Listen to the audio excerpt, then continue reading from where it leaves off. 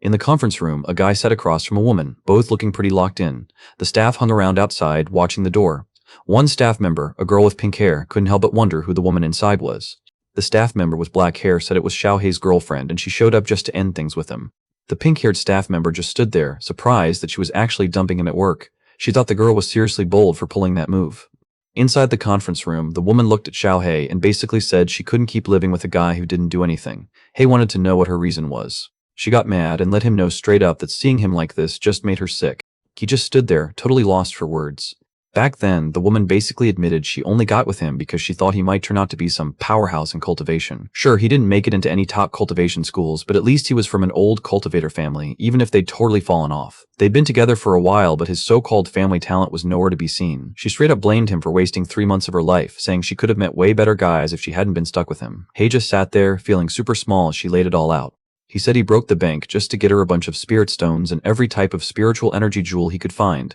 She got even more fired up after he brought that up. She basically called out the trash he handed her, saying it barely had any spiritual energy at all, like it was nothing special. Then she started talking about the earring she got from young Master Lai, acting like it was next level packed with energy, could keep away bad vibes, protect her, and even make her look better. The pink-haired girl working outside just smashed the computer mouse in her hands. His ex-girlfriend noticed right away. One of the staff, the girl with pink hair, started yelling at her, basically saying she'd crossed the line. The staff member with black hair stepped in, trying to get her to chill out. She pointed out they still hadn't hit their team's monthly target, so messing with someone else's problem wasn't worth it right now. He explained himself so everyone got what he was trying to say. His ex-girlfriend, looking annoyed, spun around to face him. He asked her to give back all the stuff he'd given her. She shot up from her chair, her whole body shaking. That anger hit her fast. She was locked in and ready to go off. She straight up said he'd be stuck as a loser forever, and that his life would end in the worst way possible. She took off fast. As she left, Hei tried to say she could just mail the stuff if it was too much to carry. She wasn't having it at all and basically said she'd rather toss his things in the river than give them back. He wanted to know which river they were talking about, since just tossing them out seemed like such a waste. The pink-haired staff girl kept eyeing him, clearly curious about what he was up to. Meanwhile, the black-haired staff noticed and told her to cut it out, reminding her that if she didn't get back to work soon, the manager would show up out of nowhere. Right then, someone popped up behind her and wanted to know what she was up to. The cultivation department manager, Zhang Jiqian, showed up and checked in on her, wanting to know if she'd wrapped up the KPIs for the month. She just sat there, not giving him an answer yet. Jiqian walked in and noticed he was knocked out, totally out cold. The pink-haired staff member let everyone know that his girlfriend had just broken up with him, so he was feeling pretty low right now. She said he'd bounce back soon though. Ziqian kept quiet for the rest of the day. Hei was chilling right at the edge of the roof, legs dangling over, just taking it all in. He looked over his shoulder when someone wanted to know if he'd had lunch yet. Jiqian was there. He wondered if the guy was just having an off day. He handed him a drink, hoping it would help him chill out a bit. Hei honestly didn't get what was going on. This old guy usually just stares him down, but now, out of nowhere, he's acting all friendly. He finished the can and was already buzzed. He got up, arms wide, and started going off about his ex. He was mad that she took his food, finished his drinks, burned through his cash, and on top of all that, cheated on him. He was so done, he actually shouted at her to just disappear. After he let out that scream, he actually felt pretty good. Honestly, he never thought the manager, who always looked kind of distant, would care that much about the people working under him. Out of nowhere, he got lightheaded. He noticed there was something off about the soda. He checked out the can, trying to figure out what was going on. The manager's sly grin showed up clear in the reflection. He blacked out right after. A couple hours passed, and his head just started to feel super heavy. He opened his eyes and realized he was stuck, chained up right at the edge of a cliff. Someone noticed he was up. GK was up next. He wondered if something had gone wrong. Jiqian was just about to explain what he wanted. Hei didn't let him finish and just straight up said he wasn't into S&M. That got on his nerves. He just swung and landed a punch on him. Hei's friend realized he was laughing, so he told him to actually check out what was going on underneath. He wanted Hei to really see what kind of situation he'd gotten himself into. He noticed eyes staring at him from the darkness down in that pit. Something shifted. Out of nowhere, a dragon showed up. Jiqian brought the sacrifice right up to the Dragon Lord, showing off what he had. He explained that, yeah, this guy might seem useless right now, but his body still has a rare spiritual root from some old legendary bloodline, way better than any sheep or pig they used to offer. The dragon was definitely getting something special this time. The divine dragon handed over the condensation pill he promised. Jiqian couldn't hide how pumped he was after finally pulling off his big breakthrough. He headed out, ready to dive back into his training. The divine dragon looked at He and wanted to know if he had anything left to say before it was all over. He stared it down, eyes locked and not backing off. He pointed out to the divine dragon that its breath was pretty rough and even suggested it should brush its teeth before trying to eat him.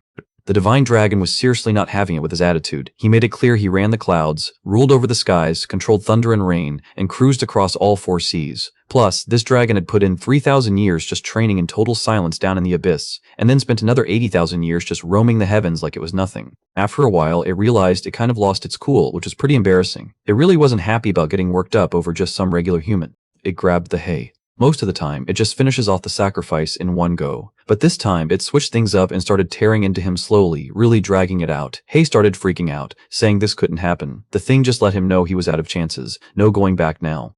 Hay let everyone know he's got athlete's foot, and that would make the dragon's breath straight up nasty. He said it'd reek and the smell would just stick around. Imagine morning breath mixed with the stank of an ex's old gym socks. Yeah, it'd be rough.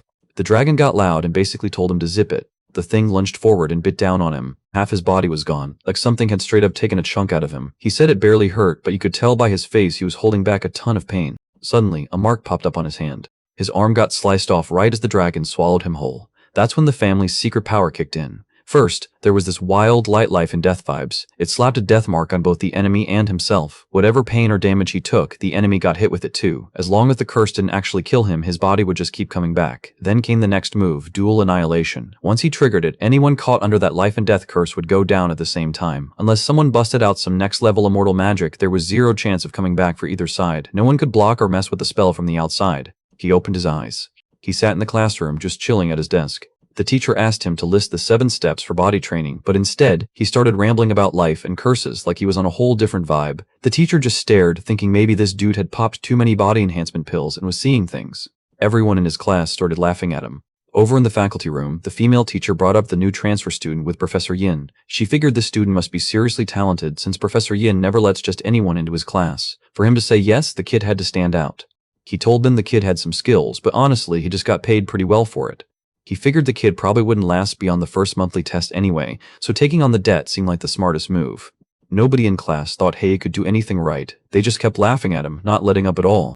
Hay didn't really care. Sitting in class, he just started thinking about what kind of talent he actually got from the universe. He zoned out for a bit, trying to figure it out. After the dragon took him out, he suddenly snapped awake in his own bed. Out of nowhere, the spiritual power he hadn't felt in 20 years just switched on, like someone flipped a hidden switch. His ex's words kept bouncing around in his mind, reminding him that he was the last one left in his fading cultivator family. Out of nowhere, someone just put their foot right on his desk.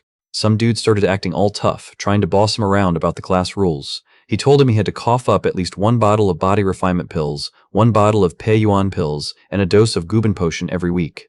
Everyone in class noticed John Jabai teaching a new kid again. For the others, watching him do his thing was always entertaining. He couldn't figure out why the guy handed that over, and honestly, seeing him standing on the desk just made things weirder. Jabai said it was his spot, so he could walk there whenever he felt like it. He usually just jumped down anyway, not like those other guys who always took the stairs. Before heading out, he lets him know that if the stuff isn't handed over by the end of class that day, he's getting tied up to the school's front light pole for everyone to see. Hay watched as his own feet slid out the window. He suddenly had an idea pop into his head.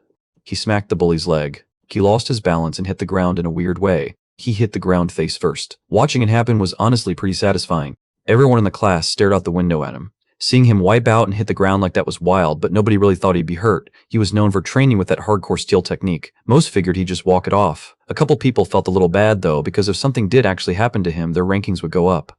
He'd just lay there for a while, not moving, taking it all in. He stood up and let Hay know not to even think about leaving, or else he'd make sure Hay couldn't walk out of there. The green-haired dude in front of Hay let him know he was in big trouble. Jabai wasn't just any bully. Everyone at school knew his rep, and nobody had ever managed to beat him. Plus, Jabai's family had serious pull in the city's academic world, and his training meant he was on a whole other level physically.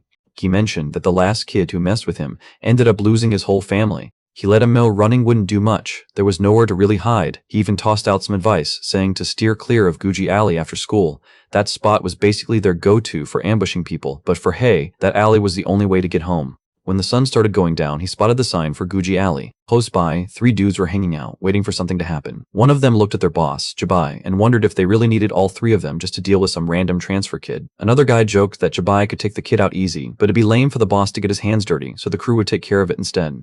Jabai figured the kid was probably freaking out somewhere, trying to find a way around the alley. But honestly, it didn't matter. Jabai had his guys watching every exit, so there was no way the kid was getting out. Bald guy shot him a thumbs up, basically saying he did a good job thinking things through. Out of nowhere, Hay pulled up and wanted to know who said he was actually gonna hide.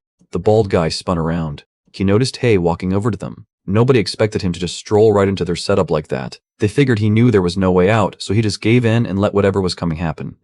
Jibei noticed this kid just standing there, totally unfazed. That got him wondering what the kid was up to. He started to think maybe this was one of those rare guys who acts weak on purpose, just waiting for the right moment to catch everyone off guard. Hei thought it was pretty weak how they wouldn't even try to confront someone at the school gate. Instead, they chose some random alley way out of the way just to set up an ambush. He was honestly annoyed at how much work it took just to get there. He wanted them to just face him head on. One of the guys in the group lost his cool. He started kicking at the hay, sending bits of it flying everywhere. He slammed into the wall so hard that it left a big dent. Nobody thought he'd be that weak, especially after he rolled in acting all confident. Jubei realized he was just starting out and had been overthinking things before. I hit the ground hard, his face messed up and bleeding. The bully walked up, flexing about how that kick was straight from level 5 body refinement. He basically let Hei know his insides were wrecked and he probably wouldn't last much longer.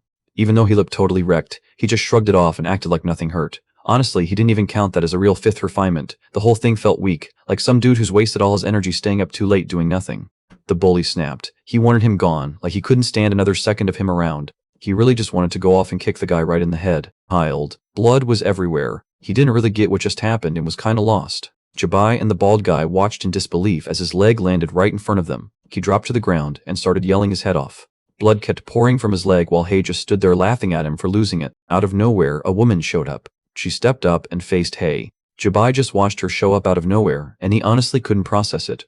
The bald guy didn't even wait for her to turn around. He just went for it while her back was still to them. Jubei told him to chill with the deadly moves, since going all out here would basically wreck everything around them. He went for it anyway and launched his move, Death by Purple Gold Club. The blast went off and the whole place basically blew up. Dude wrecked every house around him. He knew his dad was probably about to lose it when he got home and saw the mess. Once the smoke and dust finally cleared out, everything started to come back into view. The bald guy just stood there, totally stunned. Jubei just stood there, eyes wide, mouth hanging open. The club smacked right down on her head, but somehow she walked it off like nothing happened.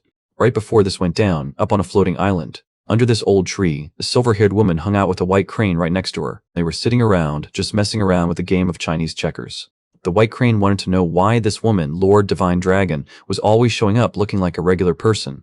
Divine Dragon really wasn't about those old-school rules from the Immortal Palace. She couldn't get why everyone had to keep showing up as their true selves all the time. She pointed out that if they kept doing that, they'd just end up looking weird, like the crane with a human body but still rocking a bird's head.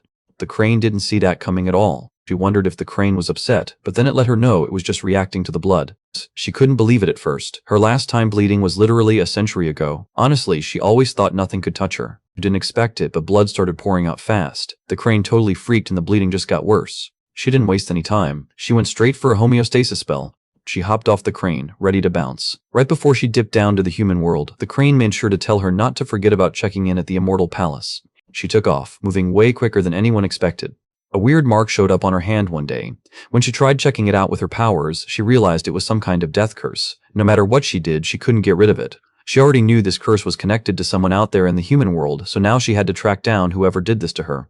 Back in the alley, someone set up this rectangle-shaped wall. There were marks all over the walls. The whole alley was covered.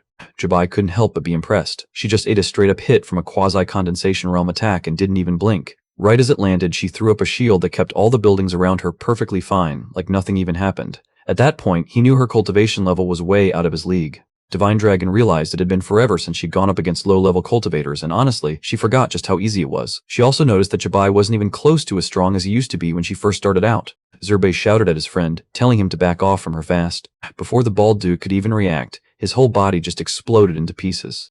Jubei froze up, totally freaked out. His knees just buckled and he ended up sitting on the ground. He couldn't figure out what went down. He never even saw her coming. Seeing her walk his way, he started to freak out, especially since his legs weren't working anymore. Deep down, he knew he was done for. Out of nowhere, the hay started floating up. She didn't expect someone she'd already eaten to just show up alive again. Right then, Hay realized for sure this was the dragon. She let him know he needed to break her curse fast or he was basically done for. He answered honestly, he didn't have a clue how to pick it up. He got tossed to the ground over and over because of how he reacted. She pulled it off with so much power that the ground actually cracked underneath her. She wanted him to pick it up, no questions asked. Jubei just stood there, realizing how intense she could get, like she didn't care if you were on her side or not. When she lost it, everyone was fair game. Out of nowhere, she started coughing, and blood came out. The ground got messed up. She started to notice that whenever he went all out on the other guy, it actually backfired and messed her up even more. So honestly, it just wasn't worth it. If this kept going, everything would just get stuck in the same boring cycle. She turned around and made her way back, thinking she had to figure out how to break the curse. Hay told her to chill. She saw him bounce back, like he was totally fine again. In her head, she couldn't believe how wild this curse was acting. Hay reminded her how she just took him out like it was no big deal, so now he was looking for a little payback. He was the first guy who ever told her that. She wanted to know what he was after. He just said he wanted to live forever. She started to get pretty irritated with him. She wanted to know what his move would be if she just straight up said no. He said if she didn't give him what he wanted, he'd straight up jump into a pool of acid again and again, taking her down with him. She'd end up hurting just as much as he did. She couldn't believe he actually tried to blackmail her. The idea of just freezing him on the spot and tossing him somewhere safe crossed her mind. She figured she could just deal with him later while she focused on cracking the curse, since time was totally on her side. He already had a plan ready if things went sideways. He just started egging her on, daring her to go for it. She got mad. A dark shape showed up right under her. Red flames shot out. She tossed the book his way, letting him know that chasing immortality in one go just wasn't happening. The book was pretty basic, just a starter guide for training at his own pace. She threw in a jab about it being perfect for someone without much talent. It wasn't some magic shortcut to living forever, but with this, he could probably get into a solid university and never stress about money or what to eat again. On the cover, the book straight up says, Advanced Payment of Skills. He could already tell this move was going to be next level. For him, leveling up his skills was the only way to really get ahead. She thought he was being dumb, since nothing ever comes without a catch. She knew she had to figure out a way to get him out of her life for good. He was ready to take everything the other guy had. Funny thing was, the other dude had the exact same plan. At the same time, Jabai pressed himself flat against the wall, hoping no one would notice him. He noticed her eyes locked on him, and right then, he just knew it was over for him. She made it clear she doesn't waste time messing with stuff that's not bothering her, but he should just move on and act like nothing happened. He watched as she hit him with her powers, and that freaked him out so bad he just started yelling that he didn't want to die. Then, out of nowhere, he opened his eyes. The body cultivator instructor started going off on him, telling him to chill out and keep it together during the exam. He kept trying to remember what happened yesterday, but nothing came to him. His head just felt all scrambled, and he honestly had no clue what he was supposed to do today. It was time for the first big test of the semester, and the instructor wanted everyone to give it their all. But for the students who usually landed near the bottom, things were getting tense. If they didn't step up, the school might actually tell them to pack their bags. The first body cultivation test was about to go down, and since their futures were on the line, he told everyone to just go for it. Hay was caught off guard when he found out the first weekly exam was already here, even though the instructors basically hadn't taught anything in class all week. The dude with green hair sitting next to him just let him know that's how senior year goes. All the important stuff gets taught in the first couple years, so after that, it's pretty much chill. Hay probably should have been stacking up on those extra prep classes by now. He had no clue about that. The green-haired dude explained that everyone was putting all their energy into after-school stuff. Senior year was all about crushing tests, chasing top spots, and boosting their own rep. That's when he noticed Hay hadn't joined any of the extra classes to prep. If Hay kept going like this, he was going to bomb the exam. He let the chubby dude know his rank was about to drop. The guy wanted to know what was up. That's when the green-haired kid dropped the news, turns out. The clueless transfer kid hadn't even signed up for cram school. They couldn't help themselves and just started cracking up. The green-haired guy spotted Jabai and started thinking about how the class bully, who was usually wild, just let Hay go like it was nothing. Jabai started thinking the same thing. Both of his guys got taken out, and the last one didn't make it either. Deep down, he could tell something really messed up just went down. The first test they had to do was all about breaking through stuff. There was a magic barrier set up in the field, just waiting to get wrecked. The instructor showed up to show everyone how to actually smash through it. The instructor really thought he had serious potential. Jay bought something using the stick. He went all out with his attack, leaving everything around him wrecked. It pushed through a bunch of layers. The instructor grinned when he saw the result. Whatever Jabai just did managed to punch straight through a 1-meter thick 5-layer concrete wall.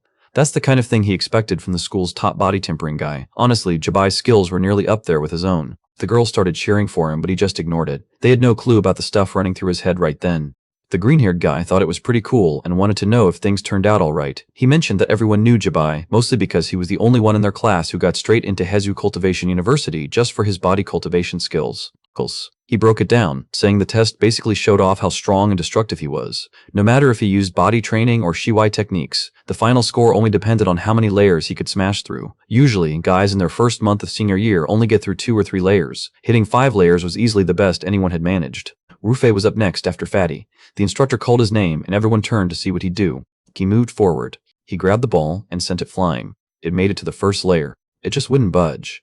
He really wanted it to work out. Everything changed right then. He was pumped after finding out he passed the test, so he took a second to just enjoy the moment.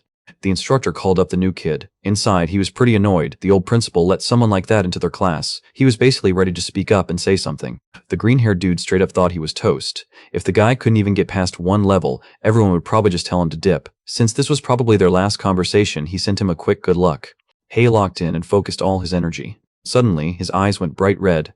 The instructor spotted him heading up without anything in his hands. He couldn't help but roast him in front of everyone, saying the class had some kind of genius who could just make stuff out of thin air. The whole room started laughing. Tobai backed it up, saying the teacher was definitely set with someone that strong on their side.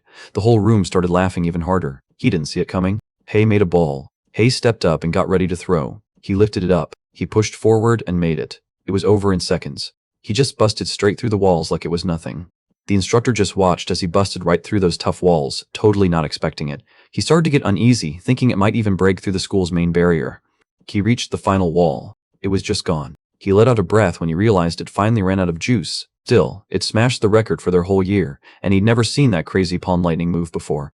He noticed right away there was no way that lightning came from someone weak. Hei clearly had some serious training, both in terms of power and physical toughness. Seeing that, he figured the kid had to be on another level, probably the kind of prodigy people talk about online.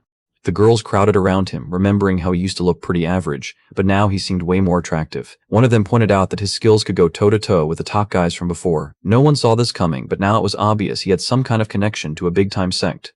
The green-haired guy realized he was done for after he laughed way too loud earlier. Later that day, it really started to sink in. He looked like he had a lot on his mind, kinda tense, not really sure what was about to happen. He noticed something was off with him. Dude looked like he aged decades overnight. The guy just explained he couldn't see earlier. He let Hayes know that if he ever needed something, all he had to do was ask. Hayes didn't stick around though. He was in a rush and just headed out. He disappeared before anyone could even react. The green-haired guy couldn't believe how fast he got himself back on that train. Watching how hard everyone else was working, it hit him that the top guys always put in way more effort than he did. He took off, sprinting harder than ever, just trying to get out of there as quick as possible. He was super irritated. After checking things out, he realized the dragon was definitely up to no good. She dropped a total trash manual on him, pretty much a ticking time bomb. He was told to somehow learn this black nether palm lightning move, and if he didn't pull it off by the deadline, he'd get hit with penalties. That meant his powers would get nerfed and his bloodline would get weaker, so no messing around. The timer was already counting down at 1,525.6, and he was stuck in Hayes' room trying to figure it all out. He dug around the shelves, searching for that skill book he ordered online. Back when he first got it, the whole thing just went right over his head, so he pretty much just flipped straight to the last pages and left the rest alone. He really wanted to remember those first cultivation steps, but there was no way to get them again in time. Even if he tried to order, the earliest it would show up was the next day, and by then it'd be way too late. He started thinking about just grabbing the ebook online. He totally lost it when he saw the price. It was way too high. The people living downstairs got annoyed because he was making so much noise, and they needed to crash early since they had to get up for cultivation work in the morning. He bought the boat for the first time and basically dropped everything he had. Like, tens of thousands gone in one shot. He didn't expect it to cost that much already. The price had shot up way faster than he thought. Right now, he had just over 8.5 hours left. Time was slipping fast. If he didn't order right away, pulling an all-nighter probably wouldn't save him. He thought about all the money he'd already dropped, especially the 50k he handed over to the old principal. Still, he went for it and spent 200k yuan, leaving his account at just 3,372.29 yuan. That was all he had left. He headed up into the mountains and started working on his basic breeding skills. There were 3 hours, 44 minutes, and 3 seconds on the clock. He spent that time locked in, working on his spiritual energy skills. He spent the last hour, 5 minutes, and 16 seconds just grinding through his moves. He set off a few blasts out in the woods. He'd left holes everywhere, like in the trees and even the rocks. He wrapped up his training just before the timer ran out at 32 seconds. After he finished, he just said it was light work for him. He never thought his head would start spinning like that. He blacks out, and at the same time, stuff starts happening over on the floating island. He was in the bathhouse. Steam rolled in and took over the whole place. Divine Dragon was chilling in the shower, just vibing and enjoying the moment. Blood burst down from her back all at once, spreading across the water. She was pretty annoyed about losing the immortal dew right after she'd just finished making it. She looked over at him through the water and realized he'd pushed himself way too hard finishing the cultivation and just straight up didn't make it. She called him useless. Just putting a tiny limit on things was enough to take him down. She had to heal him. It wasn't like she could just ignore it. Just a week earlier, on the first day of senior year, Jabai had already pulled off a top 10 spot on the class placement test. Everyone crowded around the bulletin board when the results went up. He was proud of cracking the top 10 in the elite class just from putting in work on his body, no special tricks or anything. That had him side-eyeing the other top students, thinking they weren't really on his level. Out of nowhere, the girl next to him suddenly yelled, catching him off guard. She realized Fatty had finally moved up and wasn't stuck in last place now. Hai spotted his name sitting right at the bottom. Nobody knew who this guy was, so everyone figured he must be the new transfer. Jabai was already sizing him up, ready to let him know things weren't going to be easy around here. Right now, Jibai noticed he'd moved up 10 spots since the last solo test. Hai had climbed up to spot 33 on the rankings. Right when the test was about to start, one of his guys hit him up. The guys were chilling at the gym. The student just stood there, frozen, looking straight up terrified. Out of nowhere, someone slapped him across the face, and his nose instantly started bleeding. The hit was so strong that he dropped to the ground and his neck snapped. The instructor grabbed his phone and got the medic to rush over to the infirmary, hoping Dr. Song could still pull off one of his wild saves. Hay turned to the green-haired dude and wanted to know what the test was about. The guy told him it was all about checking how strong their hands were and how well they could take a hit. Unlike the last test, which was about breaking through stuff, this one was totally in Jabai's wheelhouse. Jabai had this iron-hard technique that he was always flexing, and word was that nobody in their year could beat it. Jabai stepped up to take on Zhao Yikai, the guy known for having the hardest palm strike that year. He really wanted to show everyone he wasn't just hype, he wanted people to see he was actually stronger. Yokai wasn't letting that arrogance slide. He went all in, throwing down with his steel palm move. That attack came in hard, wrecking everything in its way. Dust settled all over them. He basically called iron-tempered steel overhyped and said it wasn't all that. He didn't see it coming. Once the dust cleared out, everything went back to normal. He looked over and Jabai was still there, just standing like nothing happened. Jabai watched how he moved and just started making fun of the way he did it. Out of nowhere, he just swung and landed a punch. Yokai was out cold, so the instructor got someone to help carry him over to the nurse. After that, he called up Wu to step in. Jabai thought it'd be better to just hit up Hay first. He didn't expect to hear about both the open source and patented ways to grow stuff. His classmate explained that there were basically just two types of cultivation methods. Most people already knew this, so he started thinking about where Hay actually went to school in 10th and 11th grade. He said it was just the regular city school. Back in high school, he went to a totally normal school, nothing special, just your average place where nobody learned any of that immortal stuff. No surprise he's missing the basics. The guy with green hair broke it down for him. Anyone could use open source cultivation methods since they're out there for everyone. But if the method was patented, it got filed with the Immortal Cultivation Patent Bureau, and only the owner or people they picked could actually use it. If someone tried to use those patented methods without permission, they could get in serious trouble, maybe even wiped out for real. Just like with those two before, forged steel palm was something anyone could use, but 100 refined steel was kind of locked behind a paywall. The usual cultivator couldn't just get past those patents. The stuff of the patent was way tougher to learn and had a higher bar to clear. The instructor went around using some simple spells to keep everything running smooth. He jumped in to fix up the busted court. He grabbed his phone and told Hay to head downstairs. Hay and Jabai stood right in front of each other, ready to see what would happen next. Whenever Jabai spotted him, his heart would start pounding like crazy. He didn't really get why, especially since he'd only dropped one solo test. If he managed to take him down, everyone would finally see what he could really do. Hay tossed out the idea that they should just both swing at the same time and see what happens. He got annoyed and told the guy to chill out and not act like he owned the place. Hay went in with his forged steel palm, putting all his strength behind it. Jabai just watched him try to bring some open source tactics into their game, but honestly, he didn't care. It wasn't anything special to him. He used up 100 pieces of refined steel. He kept his eyes glued to what was happening, not missing a single move. Both of them slapped their hands right onto each other's faces at the same time. Jabai just sat there, totally stunned. He wiped out. He slammed into the wall so hard that it left a big dent, and when he landed, there was a straight-up outline of his body in the ground. Everyone just stood there, totally silent, like time stopped. Nobody saw that coming, especially the instructor. Hay kicked things off with his open-source forged steel palm, but as soon as it landed on Jabai, it was like hitting armor stacked with layers of super tough steel. The Zhang family's special steel was seriously tough to work with. Only people who were really on their game could handle it. He started thinking about how risky it was to mess with a secret technique like that, but it looked like he wasn't even scared of whatever trouble could come his way. Hay pointed out to the teacher that Jabai was basically stuck up on the wall and wasn't getting down by himself, so he thought they should send him to the nurse's office. He sat there, not sure what was going on, when the teacher just ignored him.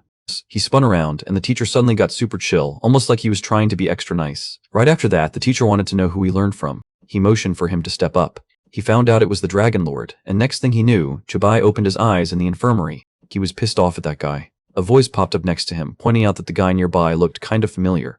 Zixian showed up and checked out his photo, thinking the guy looked a lot like someone he recognized. Zabai wanted to know if Zixian actually knew the dude. Zixian kinda gave it away that he does, but in his head, he just couldn't believe anyone could survive that. He started thinking maybe the Dragon Lord actually let him off easy. He remembered the next test was definitely chemistry, so he checked with Jabai to find out what topic they'd need to study. Jabai told them it was all about making poisons and testing out different toxins. Ji Qian flashed a sly grin and let him know this was about to get interesting. He was hanging out at this old car junkyard. Jabai kept grinding in his forged steel palm training until he finally mastered it. He let the boss know all the junk cars were crushed, job done. The boss was impressed, so he sent over the money right away. He didn't waste cash on a junk car crusher, so he got to stack up money while leveling up. The system told him he needed to finish his 100 refined steel training soon. So far, he'd landed 20 strikes but still hadn't taken any hits himself. That got him thinking about who he could go up against later that night to finally get those hits in. someone suddenly showed up and wanted to know if he was Hei. He said he wasn't the guy, explaining that it couldn't be him since his name was Yinjin. Right then, the teacher from before suddenly let out a sneeze. He thinks it's weird to get sick just from working on a slideshow. The guy started calling him out, acting like he knew his whole deal. He said young Master Zhang put him up to this, just to mess with him. This was Zhang Jixuan, a tier 9 dude in the spiritual attraction realm. Hei walked up to him and pointed out he could have just said something sooner. He shook his head, thinking Hei was probably some debt collector at first. Still, he was ready to deal with it either way. Jixuan thought it was weird that this guy wasn't scared of him, especially since Jixuan's cultivation level was way higher. Using his spiritual sense, Jixuan could tell the dude was barely at the entry level of the spiritual attraction realm. It made Jixuan wonder if he was actually hiding how strong he really was. He didn't even pause, just swung and decked the guy. He got launched clear across to the other side. He rushed in, still thinking Hei had just been faking it before, but this time, he dropped him with one punch. Right as he was coming down, he totally didn't see what was coming. Hei locked eyes with him, basically daring the guy to go harder with his next move. When they started going at it, the whole forest just went wild. Hei took another hit. After taking a kick, he ended up flat on the ground, face down, but he still had that grin on his face. Zixwing was totally lost. Even though he was getting wrecked and his energy kept dropping, he still had that weird look stuck on his face. He finally made up his mind to finish things fast, so he went for a one-hit move, third sequence. Hei took a heavy hit right in the gut. It tossed him aside. He wiped out hard when he slammed into a big rock. He dropped to his knees. Jixuan thought high school guys these days act tough, but honestly, most of them can't handle anything. Hei just stayed put, and when he looked over, someone was actually patching him up. He couldn't believe how fast he was healing. Not even the best doctors with spiritual powers could pull that off. He landed the last blow. The hit was so strong, the air rushed all around them. He spotted the beatdown he already got for 2020 and just smiled in this weird way. That officially wrapped up the 100 refined steel training for him. He glanced down. He reached out and caught Zixuan by the leg. He let loose the black underworld palm thunder. He swung and slammed it right into his torso. Zixuan just caught the spell with his hand, barely even trying, and honestly, he looked kinda bored, like that weak move didn't impress him at all. Hei told him to keep it. Meanwhile, he got his other hand ready, bracing himself for whatever was about to come next. He came at Jixuan hard, first throwing a forged steel palm and then stacking on a move called 100 refined steel right after. Jixuan didn't dodge, he ate the hit straight on. He got hit so hard he went flying through the air. He got hit so hard he blasted straight through the trunk of a tree. After a bit, he got things under control and stood steady again. He started coughing, and then blood came out. He realized almost all the meridians in his body were wrecked. It blew his mind that some random high school kid barely starting out in the spiritual attraction realm pushed him hard enough to actually need to heal himself. Laying there, he promised himself that when he got back on his feet, he'd make sure to take that kid down for good. He noticed something that made him stop what he was doing. The lightning ball just wouldn't come off his hand. He freaked out and tried to toss it as fast as he could. He keeps trying, but the thing just stays stuck. No matter what he does, it won't budge. He just had to stand there and wait for it to blow up, stuck with nothing else he could do. All that was left behind were his shades. He grabbed the item and put it on. Right then, the system let him know he'd taken out the enemy, and now he had this new magic tool called the Dynamic Monocle. It boosted his vision, so tracking anything fast just got way easier. Scoring that reward out of nowhere definitely put him in a good mood. The next day, everyone checked out the rankings as soon as they went up.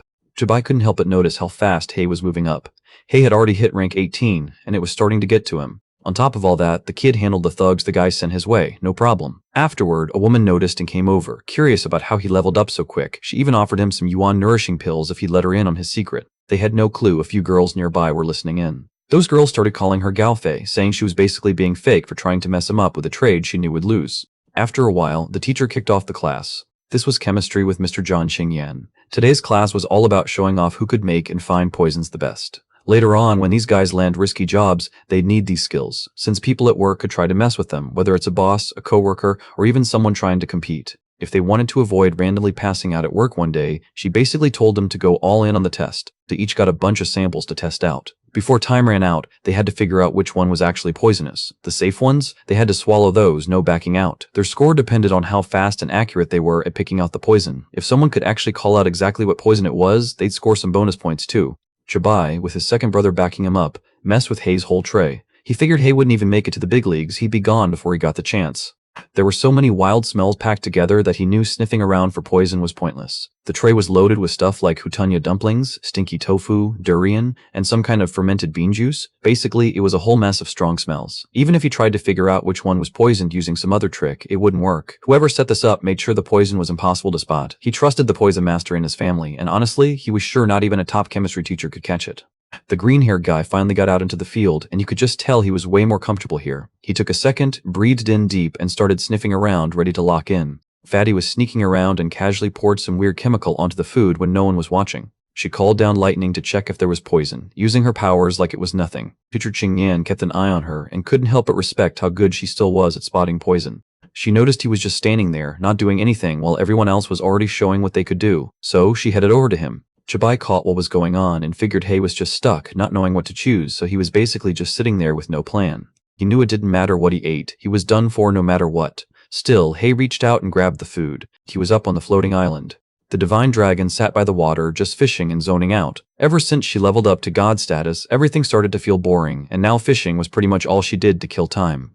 She was just chilling, not doing much, when blood suddenly started coming from her nose and eyes. 5 minutes earlier, Hay cleared his whole tray. Qingyan just stared at what he'd done, barely processing it. She looked at him, honestly wondering if he was for real right now. That move could have actually gotten him killed. She was glad she'd already planned for dudes like him and kept the dose super chill. She let him know it wouldn't kill him, but he should get ready for some rough bathroom runs. He couldn't help but smirk to himself, knowing that idea was just him daydreaming. The guy had actually poisoned all the food, loading it up with enough to take out 5 people easy. Hay's face lost all its color, and blood started coming out from his eyes, ears, nose, and mouth. Right after that, he just collapsed and didn't get back up. Teacher Qingyan checked his pulse and let everyone know he was gone. One student started stressing about the school ending up all over the news. The other guy just shrugged it off, saying, "There's no way. It's not like the dude was some famous clan kid or a top brain. Honestly, seniors dropping out like this wasn't anything new around here." Meanwhile, the guy sitting at rank 19 was actually kind of hyped, since this meant he'd move up in the rankings without even trying. Qingyan was stressing about how this could mess up her shot at a promotion, but honestly, she was way more mad that someone had the guts to mess with her test. She couldn't stop thinking about the PE teacher, since he was always trying to outdo her for that top spot. She kept her guard up around him, but in the meantime, Hay was already back on his feet. She shot up as soon as she found out he made it. She'd never run into anything like this before in her whole career. For a second, she just sat there, not believing he actually got one over on her. Hay let everyone know that every single one of the 5 items had poison in them. Even the enteric dispersing powder wasn't safe. Out of nowhere, he noticed letters showing up right on his palm. He said the last one was some air-based poison, and Jabai just couldn't wrap his head around it. He figured he was covering all his bases, even tracking down some Condensation Realm Pro from their group. He checked the guy out too, but nothing weird popped up. Still, he couldn't wrap his head around how some random nobody managed to survive poison from someone that strong. Later that day, Teacher Qingyan was in the lab checking out something on a petri dish. She covered the liquid with her energy. Hay's blood test results were in, and after checking them over, she realized every answer he gave was spot on. There was no way that clueless PE teacher could have pulled that off. She started thinking this had to be the work of someone legit, like a real poison expert from the Condensation Realm. The whole thing was so tough to figure out, it actually took her half the night just to break it down. That's when she started thinking Hay was kinda weird. Over at the new Immortal bookstore, Hay flipped through the books, kinda surprised there was actually a way to talk like this. Divine Dragon reached out to him through his hands, basically letting him know this was some kind of bloodline move only he could pull off. She roasted him for not even knowing how to use it, acting like he was clueless. She connected their health bars so they could hit each other up fast if stuff ever got wild. Hay wasn't a fan of the whole encrypted message thing. It seriously bugged him. He wanted to know if immortals had an easier way to chat with regular people. He always figured gods could just do whatever they wanted, but she knew that, for regular people, gods were basically walking nukes, super powerful, but everyone up top was watching their every step. She'd already snuck down to Earth once by herself, so if she started hanging out with humans again and the immortals caught her, she'd have a bunch of angry immortals chasing her down. He wanted her to show him where the best treasures were hidden. Everything she could tell him was already packed into the upfront payment skills, so all he had to do now was stick to the steps. Blood started dripping from his hands. Somebody caught it. It was one of the women working there. She knew high school guys had it tough lately, but seeing someone actually hurt themselves in the middle of a bookstore just didn't seem real. Now, she was stuck dealing with the mess again, grabbing the stuff to clean up the blood. Hay said sorry for the mess and told her he'd handle the blood cleanup soon. After that, he started talking about some books he was curious about. She wanted to know what type of books he meant. He mentioned he's in his last year of high school and has his eyes set on getting into the Condensation Realm. He was looking for some solid prep books to help him out. Since there's still about a year left before the college entrance exams, she was kind of caught off guard that he was already getting serious about prepping for the Condensation Realm. He wanted to know if the Condensation Realm was actually tough. She wondered if he was actually a senior because he didn't even know the basics. She told him straight up, if he could level up to the Condensation Realm during the college entrance exam, he'd be pretty much set for getting in, and if he managed to hit that level right away, he could even go for a direct recommendation. She pointed out how a lot of kids nowadays aim big, but don't really have their feet on the ground. He handed over 3 top-selling books. If the guy could really get what they were about, that would be awesome. He picked the Condensation Realm Cultivation Guide without thinking twice. He handed it over to the guy at the counter. He didn't take the staff's advice, so she barely reacted. It honestly just felt like he ignored what they said, and she wasn't into that at all. He scrolled through it right away. The staff noticed him skip straight to the end of that tough book. She thought to herself that his way of thinking was totally off, so there was no saving him. He found out that to break into the condensation realm, he'd have to max out either his Chiui or his physical strength to level 10, and then use a condensation pill. The whole thing could make his spiritual energy go wild inside him, which might mess him up badly. So he needed to stack up on the best healing and foundation meds he could get. It wasn't just pricey, it was straight up dangerous, and he knew there was a real chance he might not make it out alive. He figured he just had to get a condensation pill ready. Over at the Zhang family's place, things got loud real quick. Someone started yelling, and you could hear it echo through the whole house. Jabai got on the Poison Master's case because he couldn't take out an upperclassman, even though he was already at the condensation realm. The Poison Master tried to explain himself, saying something must have messed up. He begged to get another shot and swore this time the kid wouldn't make it out alive. Jabai started stressing when Hei suddenly jumped to 10th place in the class rankings. He hated the idea of Hei getting ahead that quick. Jabai decided to give the guy just one more week. If Hei was still around after that, there'd be trouble. Something up on the roof made a loud noise, and he instantly looked over. Nobody saw it coming, but Hei just pushed through with his sword, catching everyone off guard.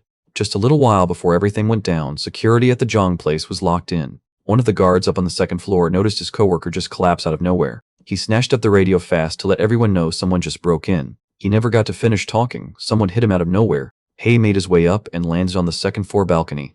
He took out the guards up on the roof, no problem. He heard Jabai straight up announce when he was supposed to die. He focused hard and sent all his energy straight to his hand. He busted open the floor and dropped straight down, landing 2 stories lower. When he got to where Jabai was standing, he pulled out his sword. He got stabbed right in the shoulder. This dude didn't realize he picked the absolute worst target. He thought messing with the new kid was just another day, but out of nowhere, things got real. He barely made it out alive. If that hit landed just a bit closer to his heart, it would have been game over. Even then, he didn't back down. He went for it anyway. Jabai stepped in and shoved him back with his palm, making sure to keep things under control. Hei didn't waste any time. He grabbed his sword and used it to block the palm coming at him. Jabai got launched straight through a bunch of walls. Like he was nothing. He kept going at it until he finally left a dent on the last wall. Out of nowhere, needles started flying into the Hei. He blocked the attack with his sword like it was nothing. He didn't really see it coming at first. Some guy came at him with this weird weapon, basically a staff, but the end looked like metal petals that snapped open and shut. He barely flinched and blocked it with his sword like it was no big deal. The guy pressed a button on the weapon. Suddenly, a blade popped out, aiming right at his eye. He shifted to the side just enough, so the hit barely grazed him. He had to back up. He spotted the guy and instantly knew it was that high school kid who somehow survived his poison. He'd actually been about to go hunt him down, but the dude just showed up right in front of him instead. He let everyone know that the venom needle he had used before was no joke. He went all out, using some old family recipe that made the poison way stronger than anything normal. The kid didn't even stand a chance. It was game over instantly. Hei's cheek started bleeding, but he just stared the guy down. That gave the Poison Master a weird vibe he couldn't shake. Just like that, Hei disappeared. He didn't waste a second, he just sprinted straight at Jabai. He aimed the sword straight at him, not backing down. He went in for a stab, but the other guy dodged it easily. He raised his sword and went for the swing. He could tell something was off. A bunch of needles shot straight at him. The message came straight from the Poison Master. He got pretty salty when Hei just brushed him off. It bugged him even more because his poison was supposed to be insane by now. Hei should have been done for. The kid was still on his feet. He looked over and saw someone calling him out, pretty much just roasting him by saying he was useless. The guy told Jabai to get going while he handled things, setting up this wild wall of needles to back him up. He saw Jabai dive right out the window, not even hesitating, just trying to get away. Jabai got out. The Poison Master wanted to show just how strong someone at the condensation realm could really be. Needles jabbed into the wall, and suddenly, green mist started leaking out. Hei started coughing hard. He realized right away that this poison fog was way stronger than the stuff from those needles before. Dark patches started popping up on his skin, showing everyone the poison was kicking in. He just collapsed right there, gone in an instant. The Poison Master just started cracking up. He made fun of him for acting like nothing could hurt him, but in the end, he couldn't handle that final attack. He didn't expect it, but one of the statues was just sliced clean in half. Hayes blinked awake. He grabbed his sword. He tried to go after the Poison Master with his blade, but right then, he realized he seriously messed up. Ever since Divine Dragon started using that clay avatar move to handle hits, she doesn't end up all bloody whenever things go down anymore. Right at the start, 2 of them were already trashed, so she knew Hei must have run into something tough. She wanted to see what was going on. She caught him in the act, just straight up going at someone with a blade. The Poison Master just sat there, stunned that someone from the spiritual attraction realm actually took him out, even though he's a legit realm cultivator. He was losing way too much blood. Hei checked, but the dude was already gone. No heartbeat, nothing. He grabbed the stuff off the guy, thinking even if it's junk, he could sell it for some quick cash. Jabai was out on the side of a mountain road, catching his breath and seriously out of energy. He was totally out of breath after sprinting away. He realized he'd left his phone behind, so he had to wave down a car and use someone else's phone to call for backup. He was seriously mad at that transfer student. The idea that someone would actually go after the Jung family just blew his mind. As soon as he got the family's assassins together, he was set on taking the guy out and making sure his whole family disappeared too. Hay suddenly showed up, catching him off guard and wanting to know who we planned to take out. Hay swung his sword at him, but he moved out of the way just in time. Jabai grabbed 100 refined steel and used it to power up his body. Blood started dripping from his arm where he got cut, and as he stepped back, he tried to keep some space between them. He barely had time to get his balance back when someone chucked an orb straight at his face. Out of nowhere, the whole thing just blew up. He lost his balance and tumbled right off the edge of the cliff. He slammed into the ground hard, the impact hitting way tougher than he expected. Hay went after him, ready to finish things for good. He was stuck and couldn't budge, so he tried to flex that he was from the Jang family, hoping it would scare the guy off. Hay honestly didn't care at all. He just kept going like it was nothing. He went in and took the head clean off. He realized that if the Dragon King hadn't stepped in to tank all the hits, he'd probably have taken Jabai out more than once by now. Even when Jabai was seriously about to lose, the guy still tried to flex his family connections like it was going to save him. He torched the body so no one could trace what happened. Still, he figured the Jung family would blame him for the death anyway, even if they couldn't actually prove it. Plus, he was still out here using the Jung family's signature move, so he knew there was no way he'd dodge beef with them down the road. He felt good knowing his payback actually meant something. Even though he had to dip out quick, he still scored some rare loot, 3 condensation pills. He remembered Jabai's brother had to do some wild stuff just to get his hands on one of those for the Dragon King. That made him realize just how messy things were between the big sex disciples. He also grabbed a bunch of gold, silver, treasures, talismans, and some basic blades. He already had it in his head to flip all that for cash later. When the system picked up the word sell, it instantly pulled up a sales setup that looked like something they'd actually mess with. Ever since he picked up some next-level payment hacks, weird pop-ups started showing up like he was in some kind of video game. He figured that Annoying Dragon had set it up. Now, with all the e-commerce big data stuff, the pop-ups got even wilder and they pretty much started talking straight to him. He suddenly remembered he needed to clear his browsing history ASAP. Suddenly, a wheel just popped up right in front of him. It had all these choices on it, like different ways to train, cool magic gear, and a bunch more options. He hit the sell button. All the random stuff like the dynamic monocle, the horizontal blade, poison lotus, gold bars, and whatever else he picked up got sold off. Now his account showed 1,054,178 yen sitting there, ready for whatever came next. Suddenly, the system popped up with a new item, the Heaven Opening Blade, and the price tag was wild 1 million yuan. He just sold off all his stuff for barely a little more than that, so seeing this single blade cost almost the same had him kind of annoyed. He'd seen weapons like this go for way less outside the system, so he couldn't help but think he was getting ripped off. He had the cash, but honestly, it just wasn't worth dropping money on, so he started looking around for something better. He spotted some pocket pants going for 50,000 yuan. These things were tough and wouldn't rip easy. The side pockets were actually spatial bags, so even though they couldn't carry a ton of stuff, they were handy. He thought they were pretty clutch. After dropping 100,000 yuan, he checked his balance and had 947.8 yuan left. He scrolled through the shop checking out some wild stuff. First up was Boiling Blood, a top-tier item with a crazy price tag, 600,000 yuan. With that, every time he lost blood, his attacks would actually hit harder. Then he saw the Swift Eye Contact Lens, going for 50,000 yuan. That one boosted his dynamic vision by half, so tracking quick moves in a fight would be way easier. Another thing that caught his eye was the Anti-Impact shirt for 100,000 yuan. That t-shirt was basically unbreakable compared to him, so he wouldn't have to stress about his clothes getting wrecked during battles. Last up were the grip shoes, priced at 200,000 yuan. He dropped 950,000 yuan in total, so now he's down to just 4,708 yuan. Seeing that number had him tearing up for real. It actually made Divine Dragon grin a little. She wasn't about to let that kid off easy after he dropped the blood curse on her. Out of nowhere, somebody reached out to the Lord Dragon King. It turned out to be a cat, and it let everyone know they finally figured out how to break the blood curse on humans. She followed the cat over to the altar. So, the cat just straight up said Hay's bloodline was nothing to brag about. His family could only throw weak blood curses on low-tier demon beasts, and those monsters couldn't even handle the damage, so his ancestors usually got wiped out fast in small-time battles. That's the reason nobody ever cared about his bloodline. In the mortal world, Hay's always been just another face in the crowd. She started wondering how he even pulled off a blood curse on her since she's a celestial. After all, she was the Dragon King. The cat figured it was probably because, when she dropped down to the human world, the Celestial Emperor hit her with a restriction spell that tanked her powers big time. On top of that, the kid just wanted to live so bad right then that it powered up his blood curse way more than usual. But his curse is still tied to how strong he is. If he's only at the spiritual traction level, he can barely use any of her health bar. When that tiny bit runs out, it's game over for him. The magic circle on the ground looked just about set. The cat pointed at the center, letting her know it was time to step in. Magic circle started glowing above her head, and suddenly she broke down, hurting bad as something started forcing its way out of her body. Back on Earth, things were happening too. Everything was silent. Hay was totally knocked out, catching some serious Z's. The line went straight into Hay. She noticed the blood curse wasn't just some weird rumor anymore. It was right there in front of her, real as ever. She focused all her energy into her hand, getting ready to use it. He went for it and tried to chop it off. She was about to keep going, but someone started knocking on her door and totally threw her off. A messenger showed up and let her know the celestial minister wanted to see her. The cat couldn't figure out why the message didn't come through with a talisman this time. Instead, someone actually showed up in person to deliver it. Divine Dragon kept his guard up, already sensing that this guy wasn't here to be friendly. The Divine Dragon posted up right in front of the throne.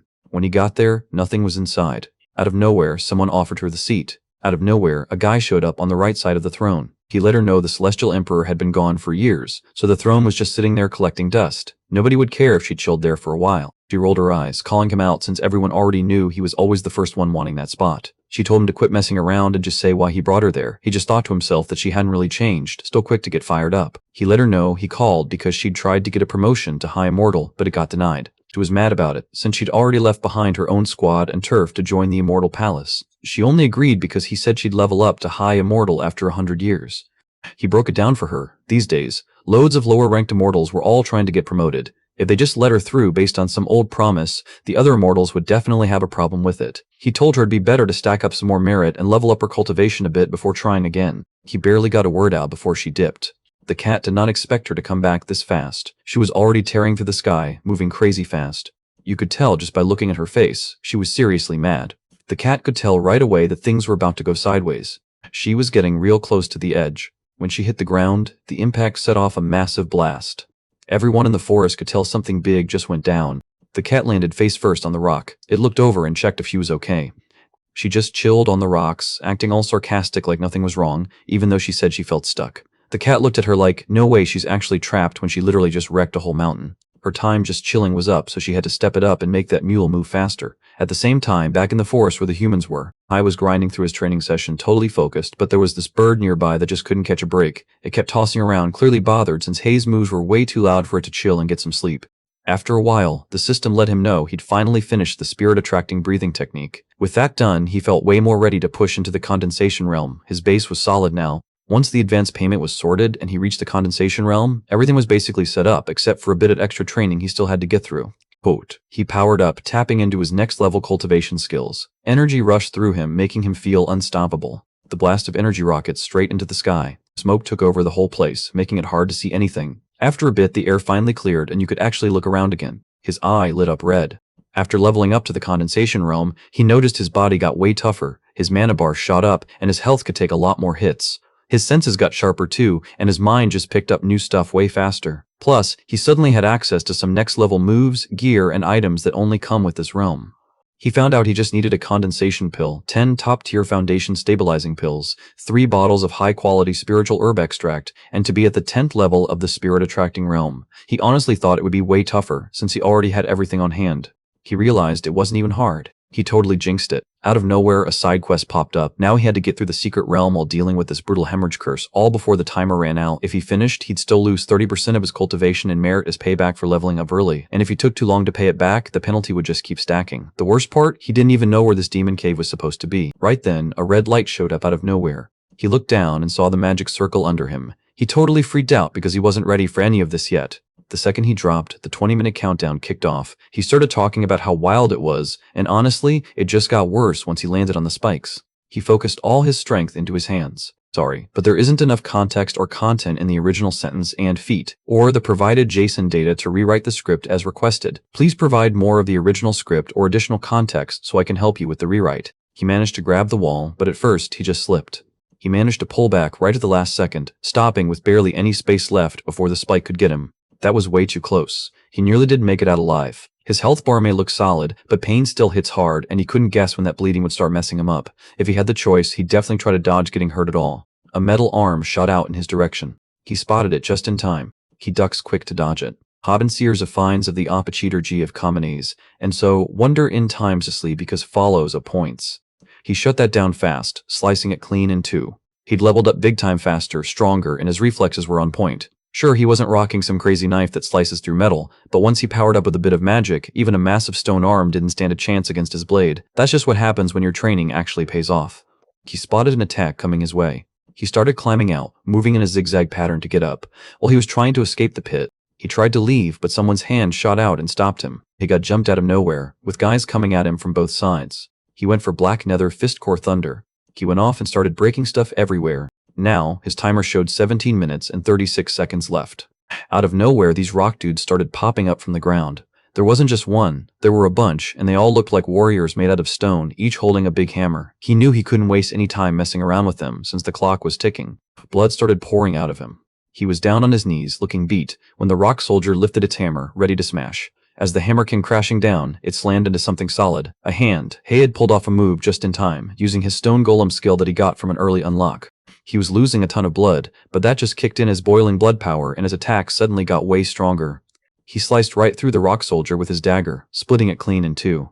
The system told him he had to finish the stone golem's training. Now, he was in charge of making the golem fight, testing out different moves on some enemies. So far, he was only at step 1 out of 5, just getting started. He sent out a golem hand and took down every one of those rock soldiers. He absolutely nailed it. Some of the guys got slammed by his golem hand, which he just held up high, ready to go again. Somewhere else, Jiqian smacked a woman who was chained up, trying to get her to snap out of it.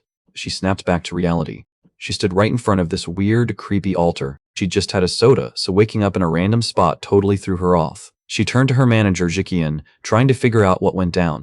Jiqian was pretty frustrated. He took the condensation pill, but it didn't even pay off. Now the dragon's not even acknowledging his offerings. So, he figured he'd try his luck praying to a different deity, hoping for another shot at getting a condensation pill. The black-haired woman who worked under him totally freaked out when she caught on that he was about to throw her under the bus. She was seriously in disbelief. All this time, she'd been busting her tail for just 3,000 yen a month, basically doing all the tough jobs, and now he wanted her to risk her life too. She honestly thought there was nothing in her work contract that even hinted at something this wild. Jiqian made it clear the company wasn't involved at all when she went ahead and signed a contract with a labor dispatch agency. He couldn't believe what just happened. He pressed the knife right up to her neck, basically telling her to shut up. She started pleading with him, desperate for him not to end her right there. Nobody saw it coming, but out of nowhere something blew up. Turns out, it all started with a wooden stick that Hay had been messing around with. Hay spotted the manager, the guy who always acted like he was everyone's dad at work. Out of nowhere, Hay flipped him off. By now, he was completely done with the whole stone golem training part. Jiqian just stood there, stunned, when he spotted him. He honestly didn't expect anyone to actually track down this spot and make it past those wild robot guards out front. Hay noticed that he wasn't really shocked about still being around. He figured someone must have already told him he's basically impossible to take out. He pointed out that it was Jiqian's dead brother who said those words. Jiqian was stunned. He just couldn't accept that he was the one who ended his brother's life. After that, he wanted to know if the guy had his brother's condensation pill. He jumped in and went after him, making him give it up. He didn't really care about what happened to his brother. He only backed him up with that kill last time because it saved both their reps. Now that his brother was gone, he stepped up as the oldest and took over his stuff. He honestly didn't see it coming when Hay pulled out that palm move. His right arm got blasted apart. She turned her head, her black hair falling over her face as she glanced somewhere else. Jiqian's body drifted over to the front of the altar. Blood ran out of him. On the other side of the altar, the creature picked up on it right away. The creature suddenly woke up. He could tell something wasn't right. There was this dark energy in the air that made him tense up. Time was running out, just 9 minutes and 20 seconds left on the clock. He didn't waste a second and went straight for the chains, breaking them off the woman. She recognized him right away. She still remembered how he just disappeared after leaving the company. Nobody ever heard from him again. Seeing him now, with all this power, totally caught her off guard. He just told her he couldn't explain anything right now and had his golem lead her out first. He just froze when the golem's hand grabbed her. Words totally left her. While all that was going down, Jiqian's body started getting sucked into the creature at the dark altar. The creature suddenly opened its eyes. He reached over and picked up a sword. She walked out, and right away, her whole body was glowing red. Just seeing her, anyone could tell she wasn't normal. There was something wild about her that stood out instantly. He spotted her right away. Instantly, he tried to figure out how strong she was. She was just way too strong for him to handle. He started hurting the second she showed up. He tried to check her power using his own abilities, but right away, he got blocked by something she had set up. The door she used to get out was already shut behind her. He couldn't help but think about what sort of creature Jiqian might end up throwing himself at without even meaning to. She didn't say anything, just rushed straight at him, stopped her sword with his dagger, holding his ground like he was ready for anything. She was so strong that he dropped to his knees, totally caught off guard. The sword caught his shoulder and left a scratch. She was getting ready to hit him with a kick. He threw up his other arm and managed to block it just in time. Right after that, something blew up. He slammed into the cave wall, landing hard. She started crying right away. She dropped into her fighting stance, ready to go. Ray picked up on how hard she was hitting. Every swing looked like it packed a punch. He started thinking ahead, ready to bring in the golem for backup the next time she rushed him. He didn't even get a chance to react. He was already cut. At the floating island, 3 clay statues had just broken apart. The divine dragon looked pretty annoyed when all the death substitute puppets blew up at the same time. She just knew right then something was up, and it basically meant her time was almost up. Hei couldn't figure out how he got hit. He never even saw the sword coming. He landed flat on his stomach. She shut her eyes, while some kind of magic started to spin around her finger. She got ready to hit him again, this time aiming straight for his neck.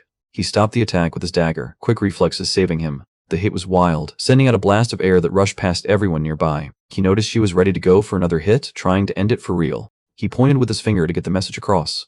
Out of nowhere, the golem's hand showed up. It went for her, swinging hard, but she dodged fast, flipping over with a clean somersault. She stepped back, putting some space between them. She didn't really see that coming. He went in with his dagger, trying to land a hit. Right then, the system popped up, letting Hei know he just took 99% damage, and suddenly, his boiling blood skill kicked in. He was hyped that he could finally have a real match. He realized her move that knocked him out before was actually a combo, so now it made sense why he couldn't block it. He kept going at her with his dagger, but she was always ready, blocking every move with her sword. He tossed out an orb, and she instantly lost focus, her eyes following it. The second it touched her sword, the whole thing blew up. She had to pull out her special move again. He knew it was about to happen. He was just sitting there, honestly expecting it to happen. He got a heads up from the system saying enemy skill was already paid for. She went all out and dropped Celestial Annihilation. Both of them just let loose with some serious power. When it finally smashed together, another blast went off. Once the dust settled, everyone could see that both of them were still on their feet. Right after that, the woman just dropped to the ground. Hei was good though. She couldn't figure out what went wrong. She had gone in first, thinking her attack would land, but somehow, he stood there totally fine. He messed with her for getting so caught off guard that she started talking like it was nothing. Up until then, he actually thought she couldn't talk at all. He let her know she could make the first move, but he was ready to do the same. At first, he tried to set something up to block whatever she was about to do, but it just wasn't happening. It was pretty clear her power was on another level, way above what he could handle right now. He thought back to their last fight. She could have ended it but didn't, and when he set his guard down, she went straight for his neck. Now, he figured if they faced off again, she'd probably aim for his head without holding back. He got ready for it, and just for the flex, he managed to snag an extra hit too. She got really mad. She got thrown off by something. Out of nowhere, a magic circle showed up. Hei got the heads up that he had to finish the hand signs for his prepaid move, or he was about to get hit with some serious payback from above. He'd never actually seen what happened to people who messed up using those Heaven's Law prepaid tricks before, so this was all new territory for him. Both of them threw up a hand sign. She started freaking out since nothing was adding up for her. Out of nowhere, a hand shot up from the ground and grabbed her arms, locking her in place. She didn't let that slow her down. She powered through and finished her cast anyway. He didn't have to get in her way or anything. All he really had to do was stall her and let the clock run out. She managed to get out. She kept going with her signals, but by then, things had already gotten out of hand. Out of nowhere, a bunch of magic circles dropped down. It was basically like the universe was throwing him a massive challenge. The blast tore through everything nearby, leaving the whole place wrecked. Hei was good, nothing to worry about. The system let him know his prepayment for the quasi-condensation realm went through. It automatically took what it needed from his cultivation and virtue stash during the session. Now, his cultivation level bumped up to the 3rd layer of the condensation realm. After that, the system dropped some new resources he could get with more prepayment. She pulled herself up and got out of the pit. Hei stepped right in front of her, letting her know she was still alive. She owned up to losing, basically saying he could do whatever, end her right there, take her out, whatever he felt like.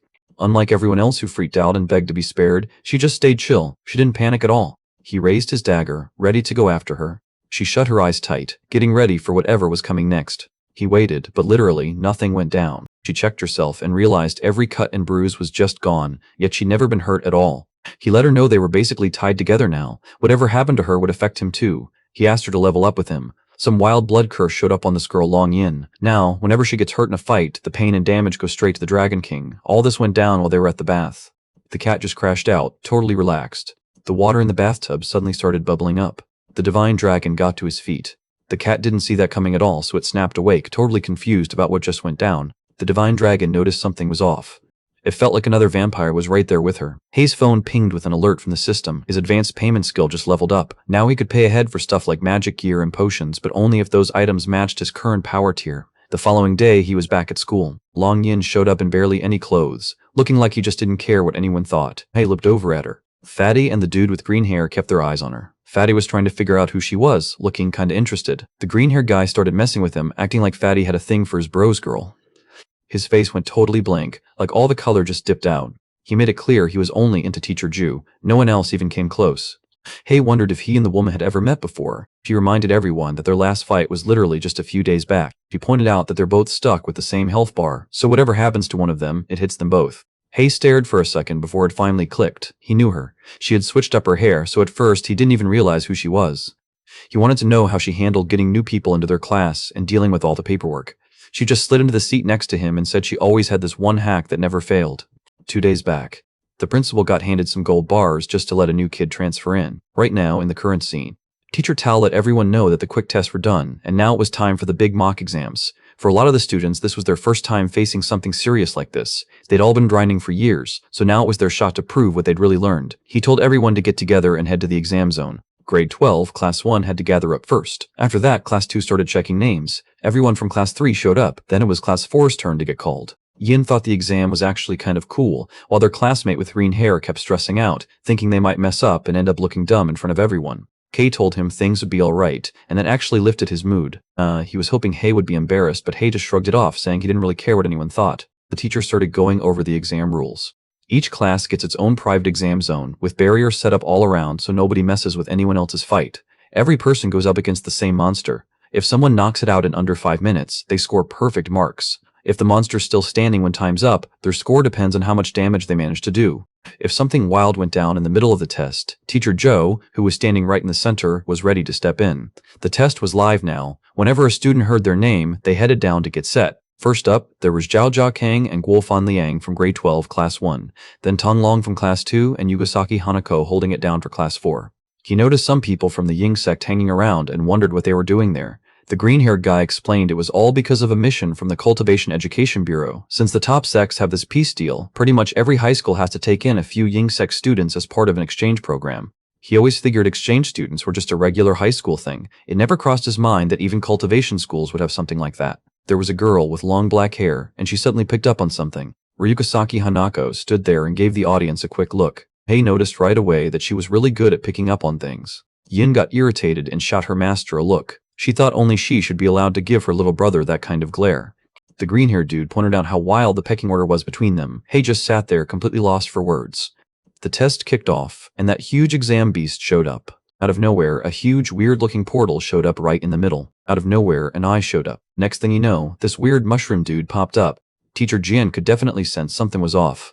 He started to get nervous when he realized it was the Cloud Canopy Demon Lord, the same one the Taizong sect had kept under control. He thought using something like that for the first mock exam was just overkill. Teacher Tao didn't let it slide though. He called him out for rushing things, and even joked that it made sense he was stuck as the PE teacher. Teacher Tao broke it down for everyone. If the real Demon Lord had shown up, everyone there would have been done for, no question. But these exam monsters? They were just clones grown out of the Demon Lord's spores. Sure, they looked tough and had some power, but they weren't as strong as the teachers keeping watch. Plus, the place was lined with special stones that kept everything under control, so nobody really had to stress about things getting out of hand. One of the students let loose some fire talismans.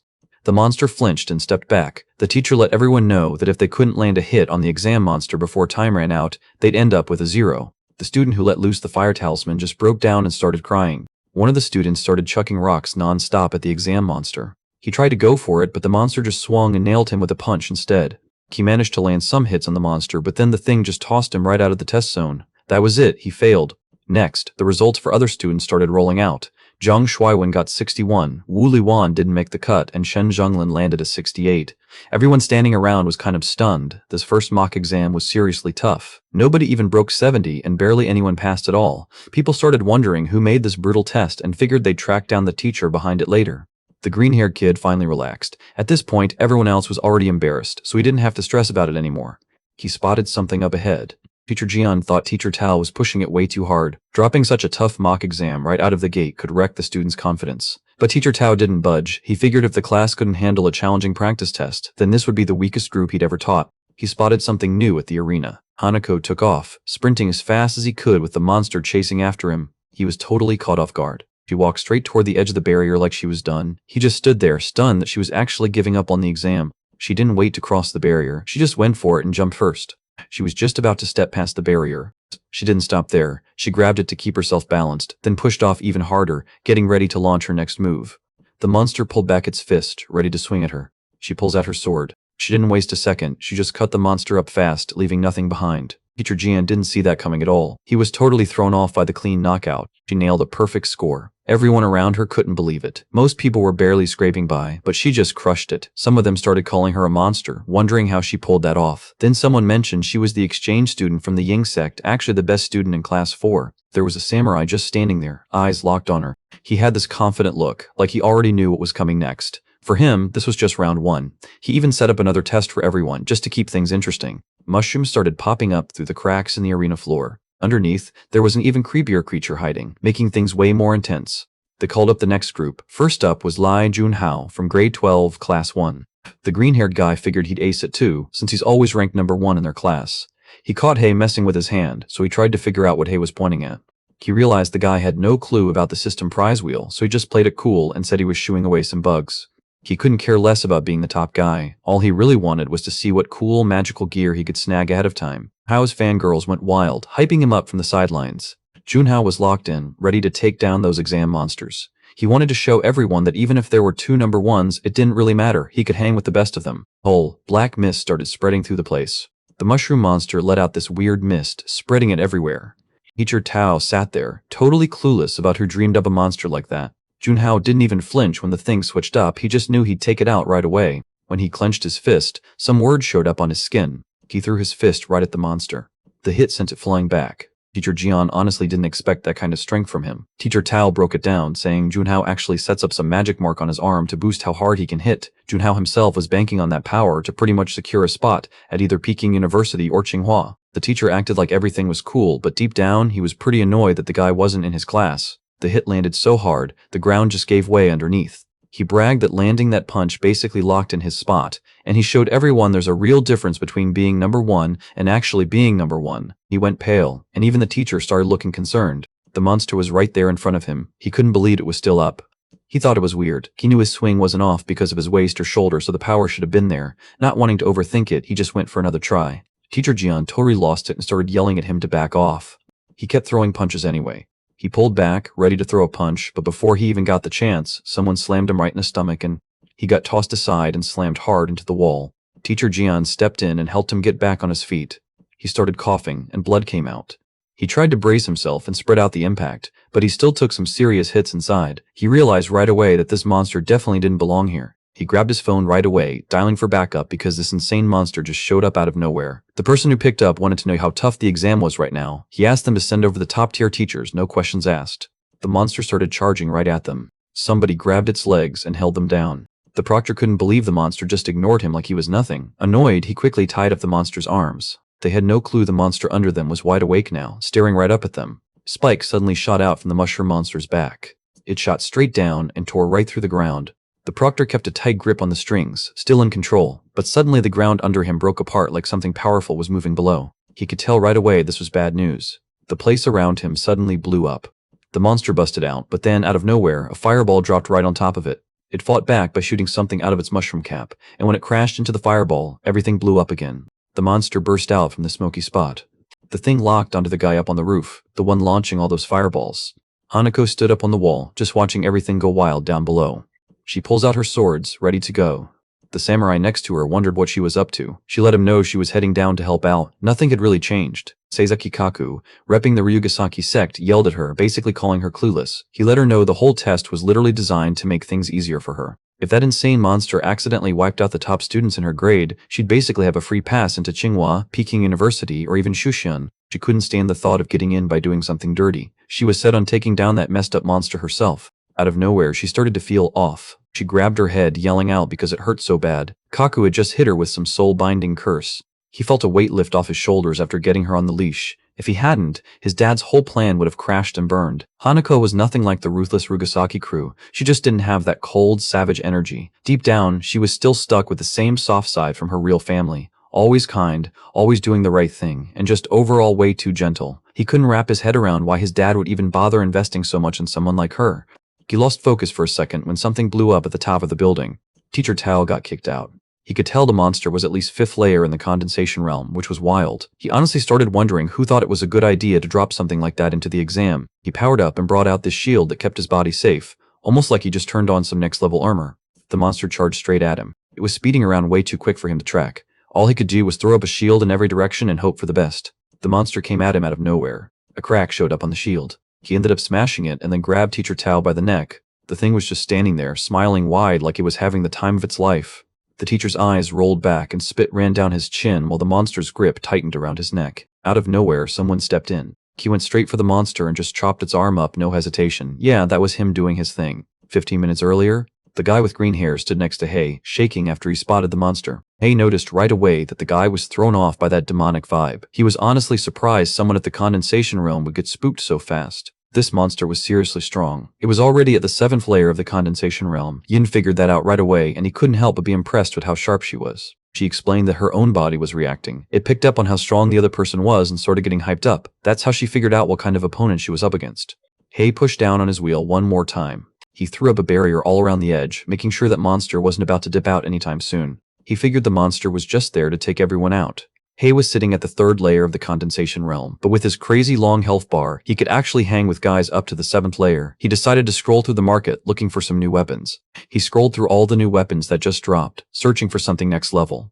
Only one really stood out. It was top tier, but you could only get it if you paid up front. He actually thought its abilities were pretty sick. If he ran his mana through it, the weapon could break down and soak up the powers from other magic gear, as long as that gear wasn't higher level than the weapon itself. Plus, he could use his mana to teach the weapon his own skills, and have it unleash them later. He locked in this Cloud Ruin guide with the advance payment and set it down next to his dagger. He told Yin to hang back after he went down, just to be safe. He had a gut feeling the bonus monster was about to drop another one out of nowhere. Yin was cool with it, but she wondered if the teachers couldn't just handle those monsters themselves.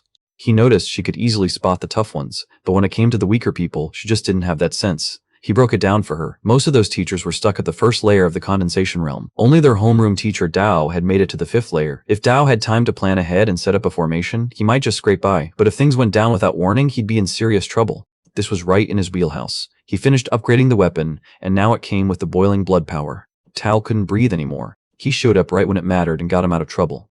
Teacher Tao didn't expect to spot his new transfer student that day. Hei let him know there was some barrier outside the wall that was stopping everyone from getting out. So, Hei asked him to figure out how to break through it, while Hei handled the monster. Tao really cared about teaching and wanted to be the kind of guy other teachers could look up to. He took a step back.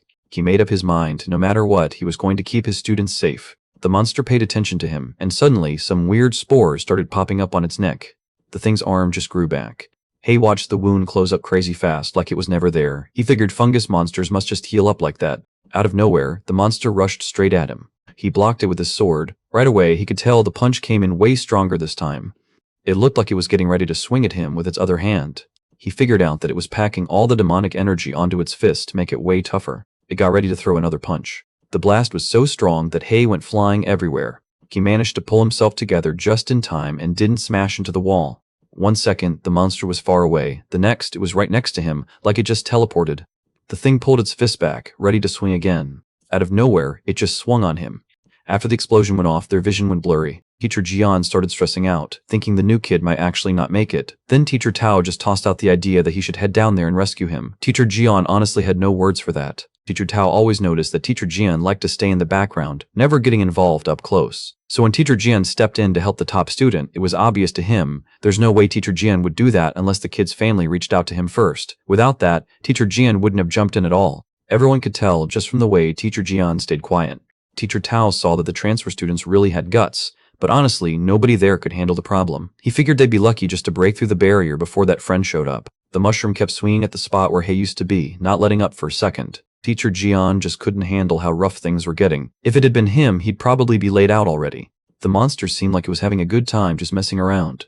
Hei caught its fist mid-swing and shut it down. Teacher Jian and the monster both froze, totally caught off guard. His boiling blood effect kicked in. Now it was Hei's shot. He swung his sword and landed a solid hit on the monster. He launched it straight across the arena, sending it crashing to the far side.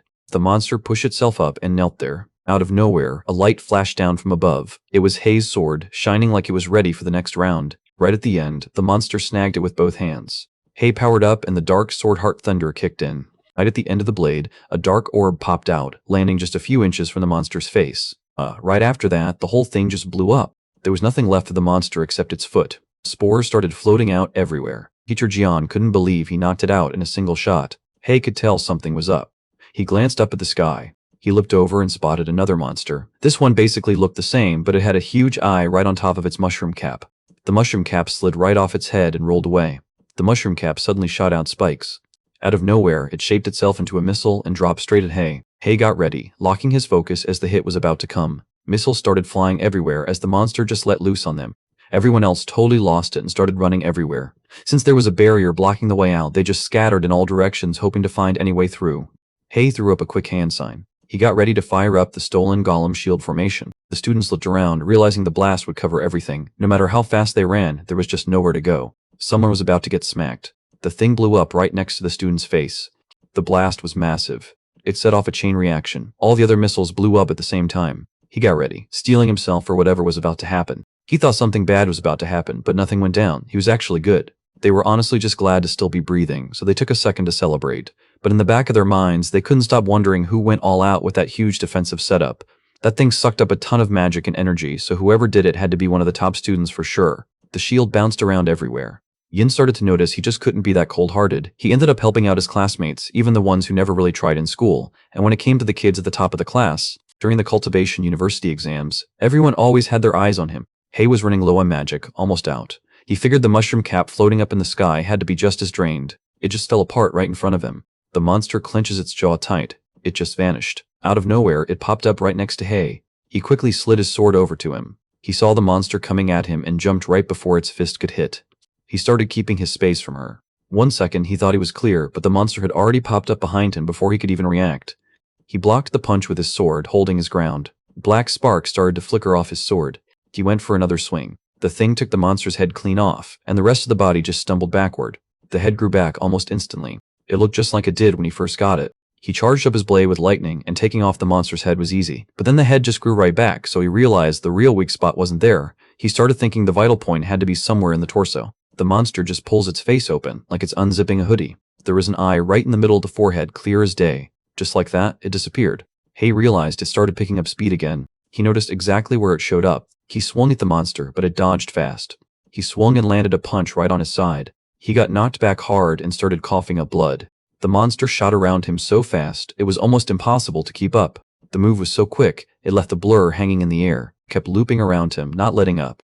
Hei still managed to block every attack, like he knew exactly what was coming. It just keeps throwing punches, one after another, not letting up at all. Hei took a few hits all over, but he stayed on his feet and didn't back down. Teacher Jian felt a little let down seeing how things turned out. He honestly expected the transfer student to flip the script and come out on top. Teacher Tao made it clear from the start, there was basically no chance. The student was outmatched from the jump. Still, seeing a new guy step up like that, even when the odds were stacked against him, was something else. With that kind of strength, he could easily crack the top 10 this year. Yin kept his eyes on the fight, watching every punch and kick go back and forth. She started getting annoyed since he still hadn't pulled out the move he used to beat her last time.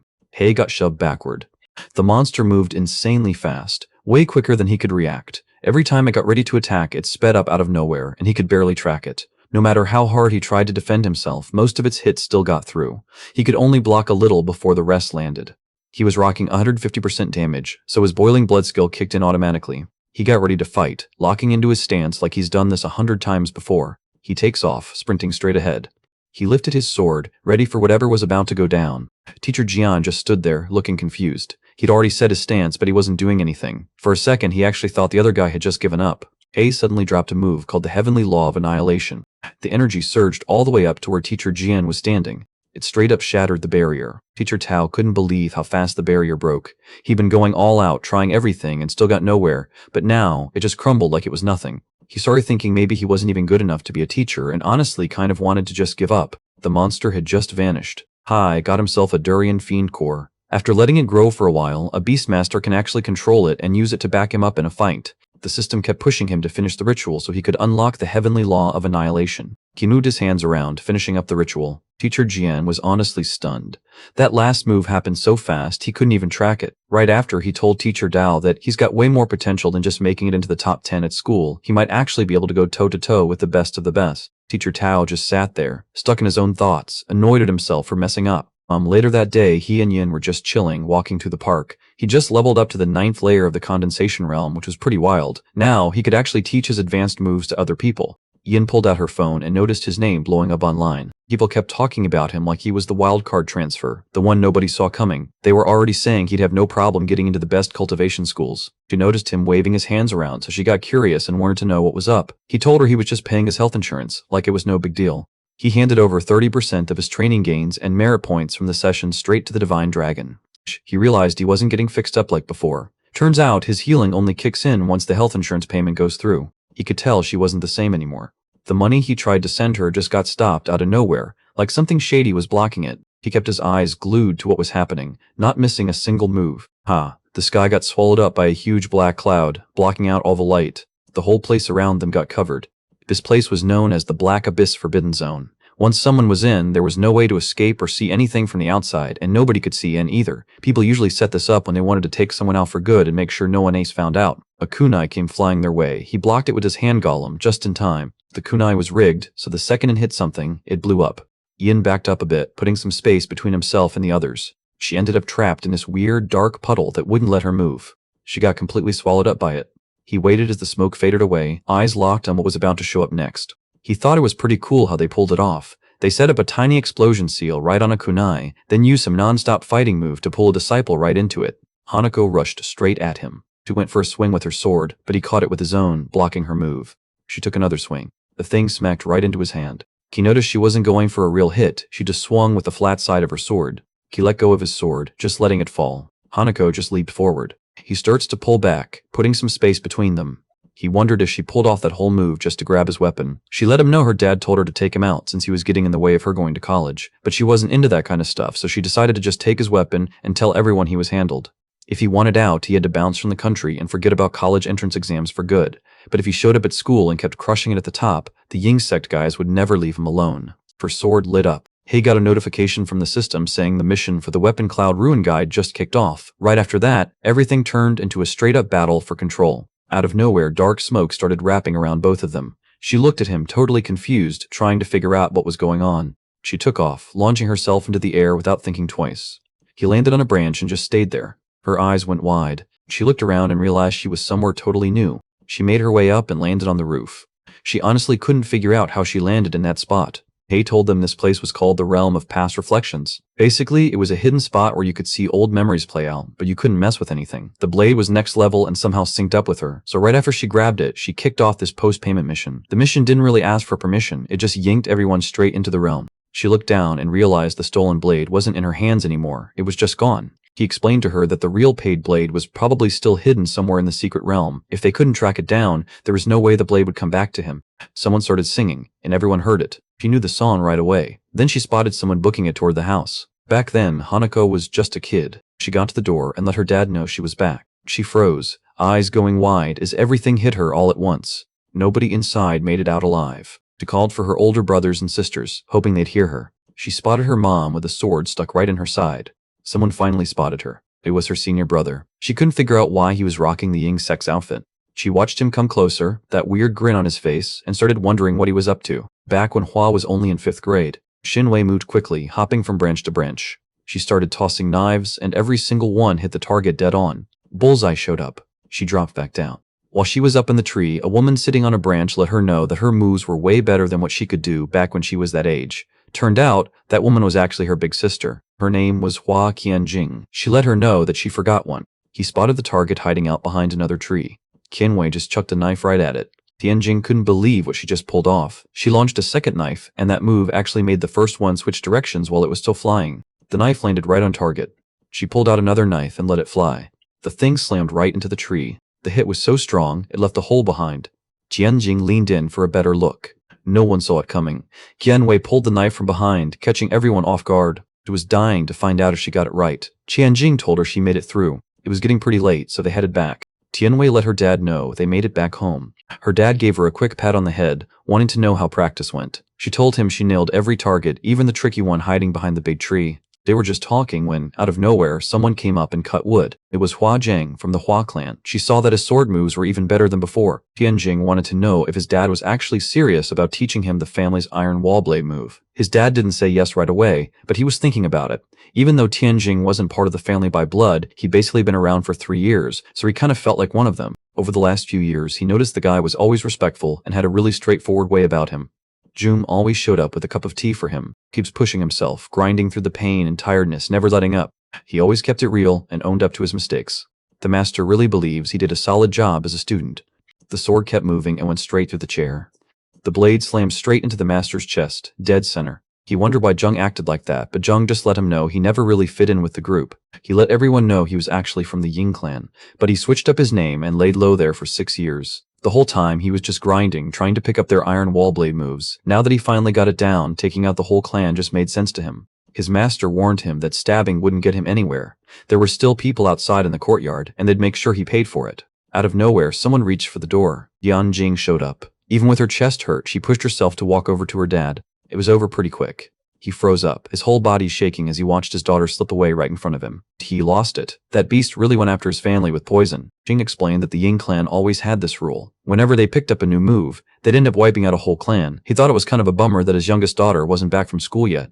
Still, he was pretty hyped about how talented she was. Right then, she let everyone know she was back, almost like she'd timed it perfectly. The master got desperate and started pleading, hoping he wouldn't hurt his young daughter. Zhang let him know there was no need to stress. Since Qian Wei had a top-tier spiritual root, Zhang's plan was to wipe her memories and take her in as his own kid. Still, he didn't want to make the master wait forever. As soon as Qian Wei got into college, Zhang was ready to take her spiritual root and finally bring the real father and daughter back together. He looked up and realized the master had already dipped before he was even done talking. And Zhang showed up at the entrance and spotted Qian Wei right away, giving him a quick nod. He let her know he got tired of waiting around, so to keep himself busy, he took out her whole family. Her bag slipped out of her hand and hit the floor.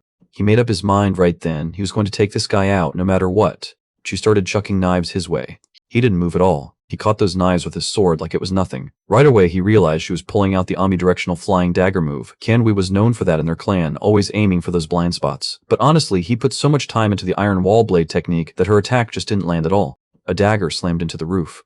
The tip of a dagger hung just an inch from Jing's eye, way too close for comfort. Suddenly, he reached out and grabbed her neck. He pushed her down hard, not holding back at all. She blacked out. He triggered the heart-bewitching curse, and after that she started living as his daughter with the name Ryugasaki Hanako. He already had a plan to take her back to the Ying clan and make sure she was ready for whatever came next. She woke up, looked at him, and called him her dad. Zhang lit up a fire. He set the whole place on fire. After that, they just bounced. Right now, Hanako just stood there and watched as the whole building went up in flames. She just stood there, totally spaced out. After that, she just started getting annoyed and kind of mad at Zhang. He tried to tell her she wasn't supposed to get involved, but she had already bounced. She grabs her sword and goes straight for him, ready to end it right there. Her sword hit, but it instantly broke apart. Zhang was heading off, but something made him pause for a second. Hanako noticed her dad acting weird and wanted to know what was up, but he just brushed it off and said it was nothing. He looked around like he thought someone was coming closer. They just kept walking, not really looking back. When they finally got back, he already had plans to find someone who could help her learn the Eastern language. Hanako was shaking right then. This whole thing had her pretty rattled. She broke down, crying so hard anyone nearby would have heard. Deep down, she couldn't shake off how messed up it was that the guy she trusted like a dad had let her down. He got a heads up from the system that things were different now. The place, which used to just show old memories, suddenly turned real like he could actually touch stuff. Now, he had a mission, track down something called the Cloud Ruin Guide. Hay stayed focused on the alert, making sure he didn't miss anything. They stepped into the burned-down house, looking around for anything worth grabbing. She spotted something she could save as a keepsake. She picked up on something hidden way down there, but it was tough to notice at first. Hay jumped in to help her dig it up. He brought out the golem hand. He grabbed the stuff and was good to go. She noticed the blade he was holding, but he just brushed it off and said it wasn't what she thought. It was actually hers now. He handed it over to her. She didn't get it at first. He told her it belonged to her dad, and that it helped her figure out who she really was, so honestly, it was always supposed to end up with her. He handed her the sword manual her dad left behind. The blade manual was made just to beat the iron wall blade technique. He looked at Aster, trying to figure out what was up with him. She explained to him that leveling up was insanely hard. Even getting past the first stage could take years, maybe even decades. She didn't have the patience to just sit around. Even if she tried, Ryugasaki Shuachi would catch on fast that she had totally changed. Hei let her know she didn't have to hang around anymore. He started to say something, but before she could really figure out what he was getting at, he just reached over and tapped her forehead with 2 fingers. He just let loose, letting all his energy out. All the moves and secret techniques just dropped straight into her head. She just got access to the breaking blade technique, but it wasn't free. She'd have to pay it off herself. The system told her that while she worked on it, 30% of any cultivation experience or merit points she earned would go straight to Hei as interest. She was confused and wanted to know what was up with that. Hei told her it was something called the system panel. She'd only notice it if she took his advance payment. If she turned it down, she'd owe him interest anyway, but she could also just take the advance back if she wanted. She dropped to her knees right away and bowed down in front of him. He decided to take her on as a student and told her not to waste time sitting around. He let her know right away that she was officially his disciple now. He didn't really have much cool stuff to offer, but promised he'd hook her up with some magic robes soon. Just like that, the job with the Cloud Ruin Guide was done. Qian Wei sat there, watching the sun come up, Once the light started filling the room, she glanced down at her hand to see if the mark was still there. He had already told her that because of the blood curse they were connected, like master and student sharing the same health bar. Now, anytime she got hurt, he'd be the one feeling it instead. He also let her know the sword she was using had this wild effect where whenever she took damage, her attack power would go up. While she was zoned out, someone noticed and asked what was up. Haku let her know their dad was actually talking to her. Shoichi explained that Hanako messed up a bit during the exam and showed a side of herself that wasn't great. But honestly, it worked out. She realized where she went wrong, took out anyone blocking her, and even brought Shoichi a blade he really valued. Shoichi was pretty relieved, realizing all the time he spent looking out for her actually paid off. She stepped up and got right in his face, clearly not holding back. She said there was something bugging her that she needed cleared up. Kaku noticed she wasn't using any honorifics and pointed it out, not letting that slide. She looked at them and wondered if what they did was actually worth getting any kind of respect. Shoichi shot her a hard look, trying to figure out what she was getting at. He wanted to know if she really thought he hadn't been doing the right thing all these years. She answered by pointing out how he always goes on about doing the right thing, talking up stuff like kindness, respect, and honesty. But behind everyone's back, he's out there robbing people, burning places down, even wiping out whole families. Kaku lost his cool with her. He stood up, saying their dad did everything for the sect, no matter what. She pulled her hair up into a bun, saying they only care about tiny rules but don't get what really matters. She used this crescent-shaped hairpin to keep it in place, a legit high-tier item that helps her use less spiritual energy when she's casting spells. She kept going, pointing out how they always sweat the small stuff but ignore what's actually important, like having some self-respect. They always get nervous around people in charge, but kindness doesn't really matter to them. She took off her clothes and suddenly had on this wild skirt with a horse face. The skirt straight up boosts her spiritual power and makes her moves hit harder by nearly a third. Plus, the outfit's got this cool feature where it just fixes itself by soaking up more spiritual energy. Shoichi saw the energy building up in her hand, and it caught his attention right away. He pulled out a couple of swords right away. He reached out and took one. Genwei pointed out that the ones who aren't strong just end up following orders, while the ones with power start acting like outlaws. Kaku just snapped and went after her. He tried to strike first, but she was way quicker and caught him off guard with a kick straight to the face. He got grabbed and tossed right out the door. Shoichi could tell she'd caught on. At that point, he decided there was no point faking it anymore. He told his whole clan to pull up. People rushed over right away. They stood right in front of her, ready to see what she was about to do. He told his guys to grab her. All of them rushed her at once. A bald guy rushed at Kianwei, swinging a sword. She caught the attack using just the cover of her sword. She straight up launched a kick right at his head. Out of nowhere, a second one came at her. He just straight up cut the guy in two. She was moving through the area when someone suddenly chucked shuriken her way.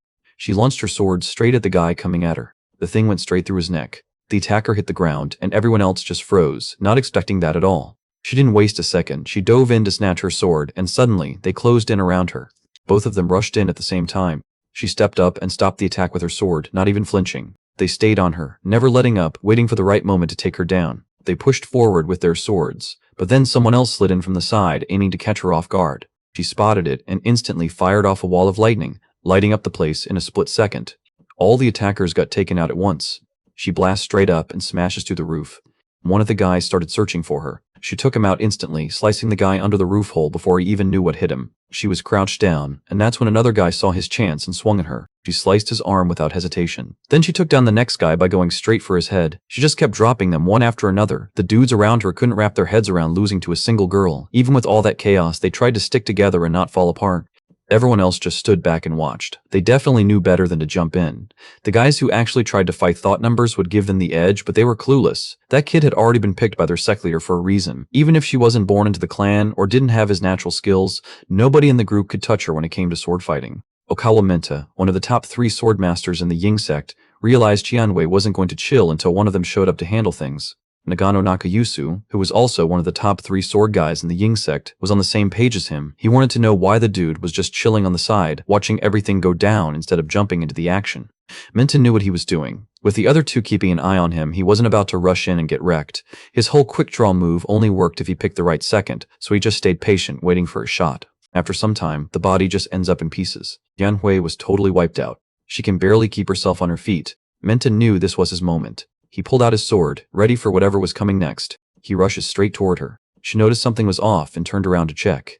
It happened so fast she got slashed and blood started pouring out. The guy who did it just stood there grinning and then shoved her hard. Yin noticed something was off. She noticed right away that Kinwei wasn't giving off the same strong vibe anymore. She started wondering if Hei was just going to stand there and do nothing. He was kind of surprised she actually cared about her own safety since he figured she'd just be mad at her after what happened. After all, she had her stuck in that formation for a good bit. Getting out was no big deal for her, she just slipped right through.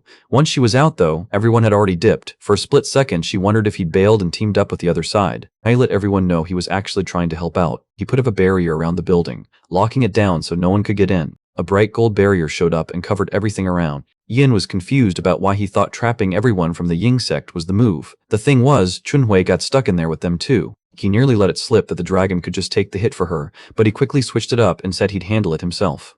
With his boiling blood effect going strong, he trusted Shanwei to handle things. If stuff went sideways, he was ready to step in. But right now, he was focused on making sure none of those guys escaped. Their payback wasn't just about settling a score, they wanted to erase them completely. Shinwei is on the ground, blood spreading around her. Menta didn't hold back. He hyped up how he could take someone out with just one move. Out of nowhere, he noticed her get to her feet, even though she was still shaking. He stared, not really processing how she was even standing there after he'd just gone right for her neck. He thought back to what just happened and realized she managed to block it right at the end. She got pretty lucky, but this time Menta was way more locked in. He took off, sprinting straight at her. She took control of the spirit object, making it move just the way she wanted. The floorboard started breaking apart under his feet. It just hovered there, not touching anything. The thing got tossed right at Menta, but stuff like that doesn't even faze him. Her boiling blood skill was already working, and she'd taken about 30% damage. She let him know that it wasn't about blocking his move, it was just to make him pull out his sword quicker. She went straight at him. She didn't expect anyone to stop it, so when it got blocked, she froze for a second, totally thrown off. Menta let her know that even if he didn't get the jump with his quick draw, he was still fast enough to block anything she threw at him. She went straight for the breaking blade move. Her sword slices right through the other blade like it's nothing, not even slowed down. She got close enough to land a slash on him. Once the system finished updating her mission, she saw that she needed to pull off the blade-crushing momentum move 5 times in actual fights. The catch was, this move burned through her spiritual energy fast. If she nailed a parry with it, her attack would just go straight past the enemy's guard and land clean, like their weapon wasn't even there. Right then, the spiritual energy was almost empty, so she had to chill and wait for it to recharge before she could use it again. The last 2 sword masters from the Ying sect, Matsunaga Yuno and Nagano Nakayasu, realized their weakest teammate just got dropped. Nakayasu couldn't help but stare at Tianwei's blocking blade. There wasn't even a scratch on it. It got him thinking hard about how she managed to cut through the person behind that blade so easily. Yuyo started wondering how that girl suddenly got way stronger than before. Back then, Menta's fast sword skills would have easily taken her out, no question. He thought they should all go at her as a team. It wasn't that he doubted himself, he just figured it'd be cooler if everyone got to claim the win together. Nakayasu nodded and let him know he had his back. He pulled off his skyrending slash skill. Tianwei ducks out of the way just in time. While she's stuck like that, Yuyo rushes straight at her. She jumped in and stopped his sword right away. He was strong enough to launch her across the room. She smashed straight through the wall. He got tossed out. Her hands wouldn't stop shaking after holding that heavy sword. Yuyo didn't waste any time, he came at her again, fast. He pulled it off with a smug grin, looking like he knew he was better than everyone else. He managed to get her to let go of her weapon. She didn't waste a second. She just locked in and used her spirit powers to snag her weapon right away. Right before it could touch her hand, he jumped in with another attack. She used her spirit power to block the blade with her hand, but the force behind it was way too much for her. Out of nowhere, something slammed into her side. She definitely didn't see that coming. Yuya thought Nakayasu was pretty savage for cutting the girl in half. Nakayasu pushed him to end it now. He knew it wouldn't be over until he actually took her head. Kinwei was just lying there, blood coming out. Yuyo went straight for her neck, trying to take her head off. He just stood there, totally lost for words. He couldn't figure out how she managed to get back on her feet. He noticed her clothes were fixing themselves too. He just watched as that insane injury like she was almost split in 2 just closed up instantly like it was nothing. He started thinking, maybe people who hit the condensation realm could actually learn some crazy healing move like that. She went for spirit object control one more time. She just wanted her sword back. By now, the boiling blood damage was already up to 80%. She walked over to him. Yuyo caught himself stepping back before he even realized it. He went straight at her, not even bothered by how good her healing skills were. To him, it didn't matter. If she couldn't handle his blade, it was game over. Once he took her out, all those healing tricks wouldn't even matter. She shifted her sword right away. Both of them rushed right to the middle and their swords smashed together. Nakayasu watched her tank a brutal hit right to the waist, but she was still standing, ready to throw hands. Even crazier, she blocked his sword one-handed, like it was nothing. He noticed she was leveling up with every hit, so he knew he had to end it quick before she totally took over. He went all out, swinging his sword to the air again and again, each hit tearing the sky like it was nothing. This was a straight-up huge hit. Yuyo realized he might end up in the middle of it, so he checked if the guy was actually coming for him too. Nakayasu just let him know that the sect wouldn't forget what he did. He wasn't about to just stand there and get wrecked. He dodged out of the way fast. She didn't let go. She kept him close.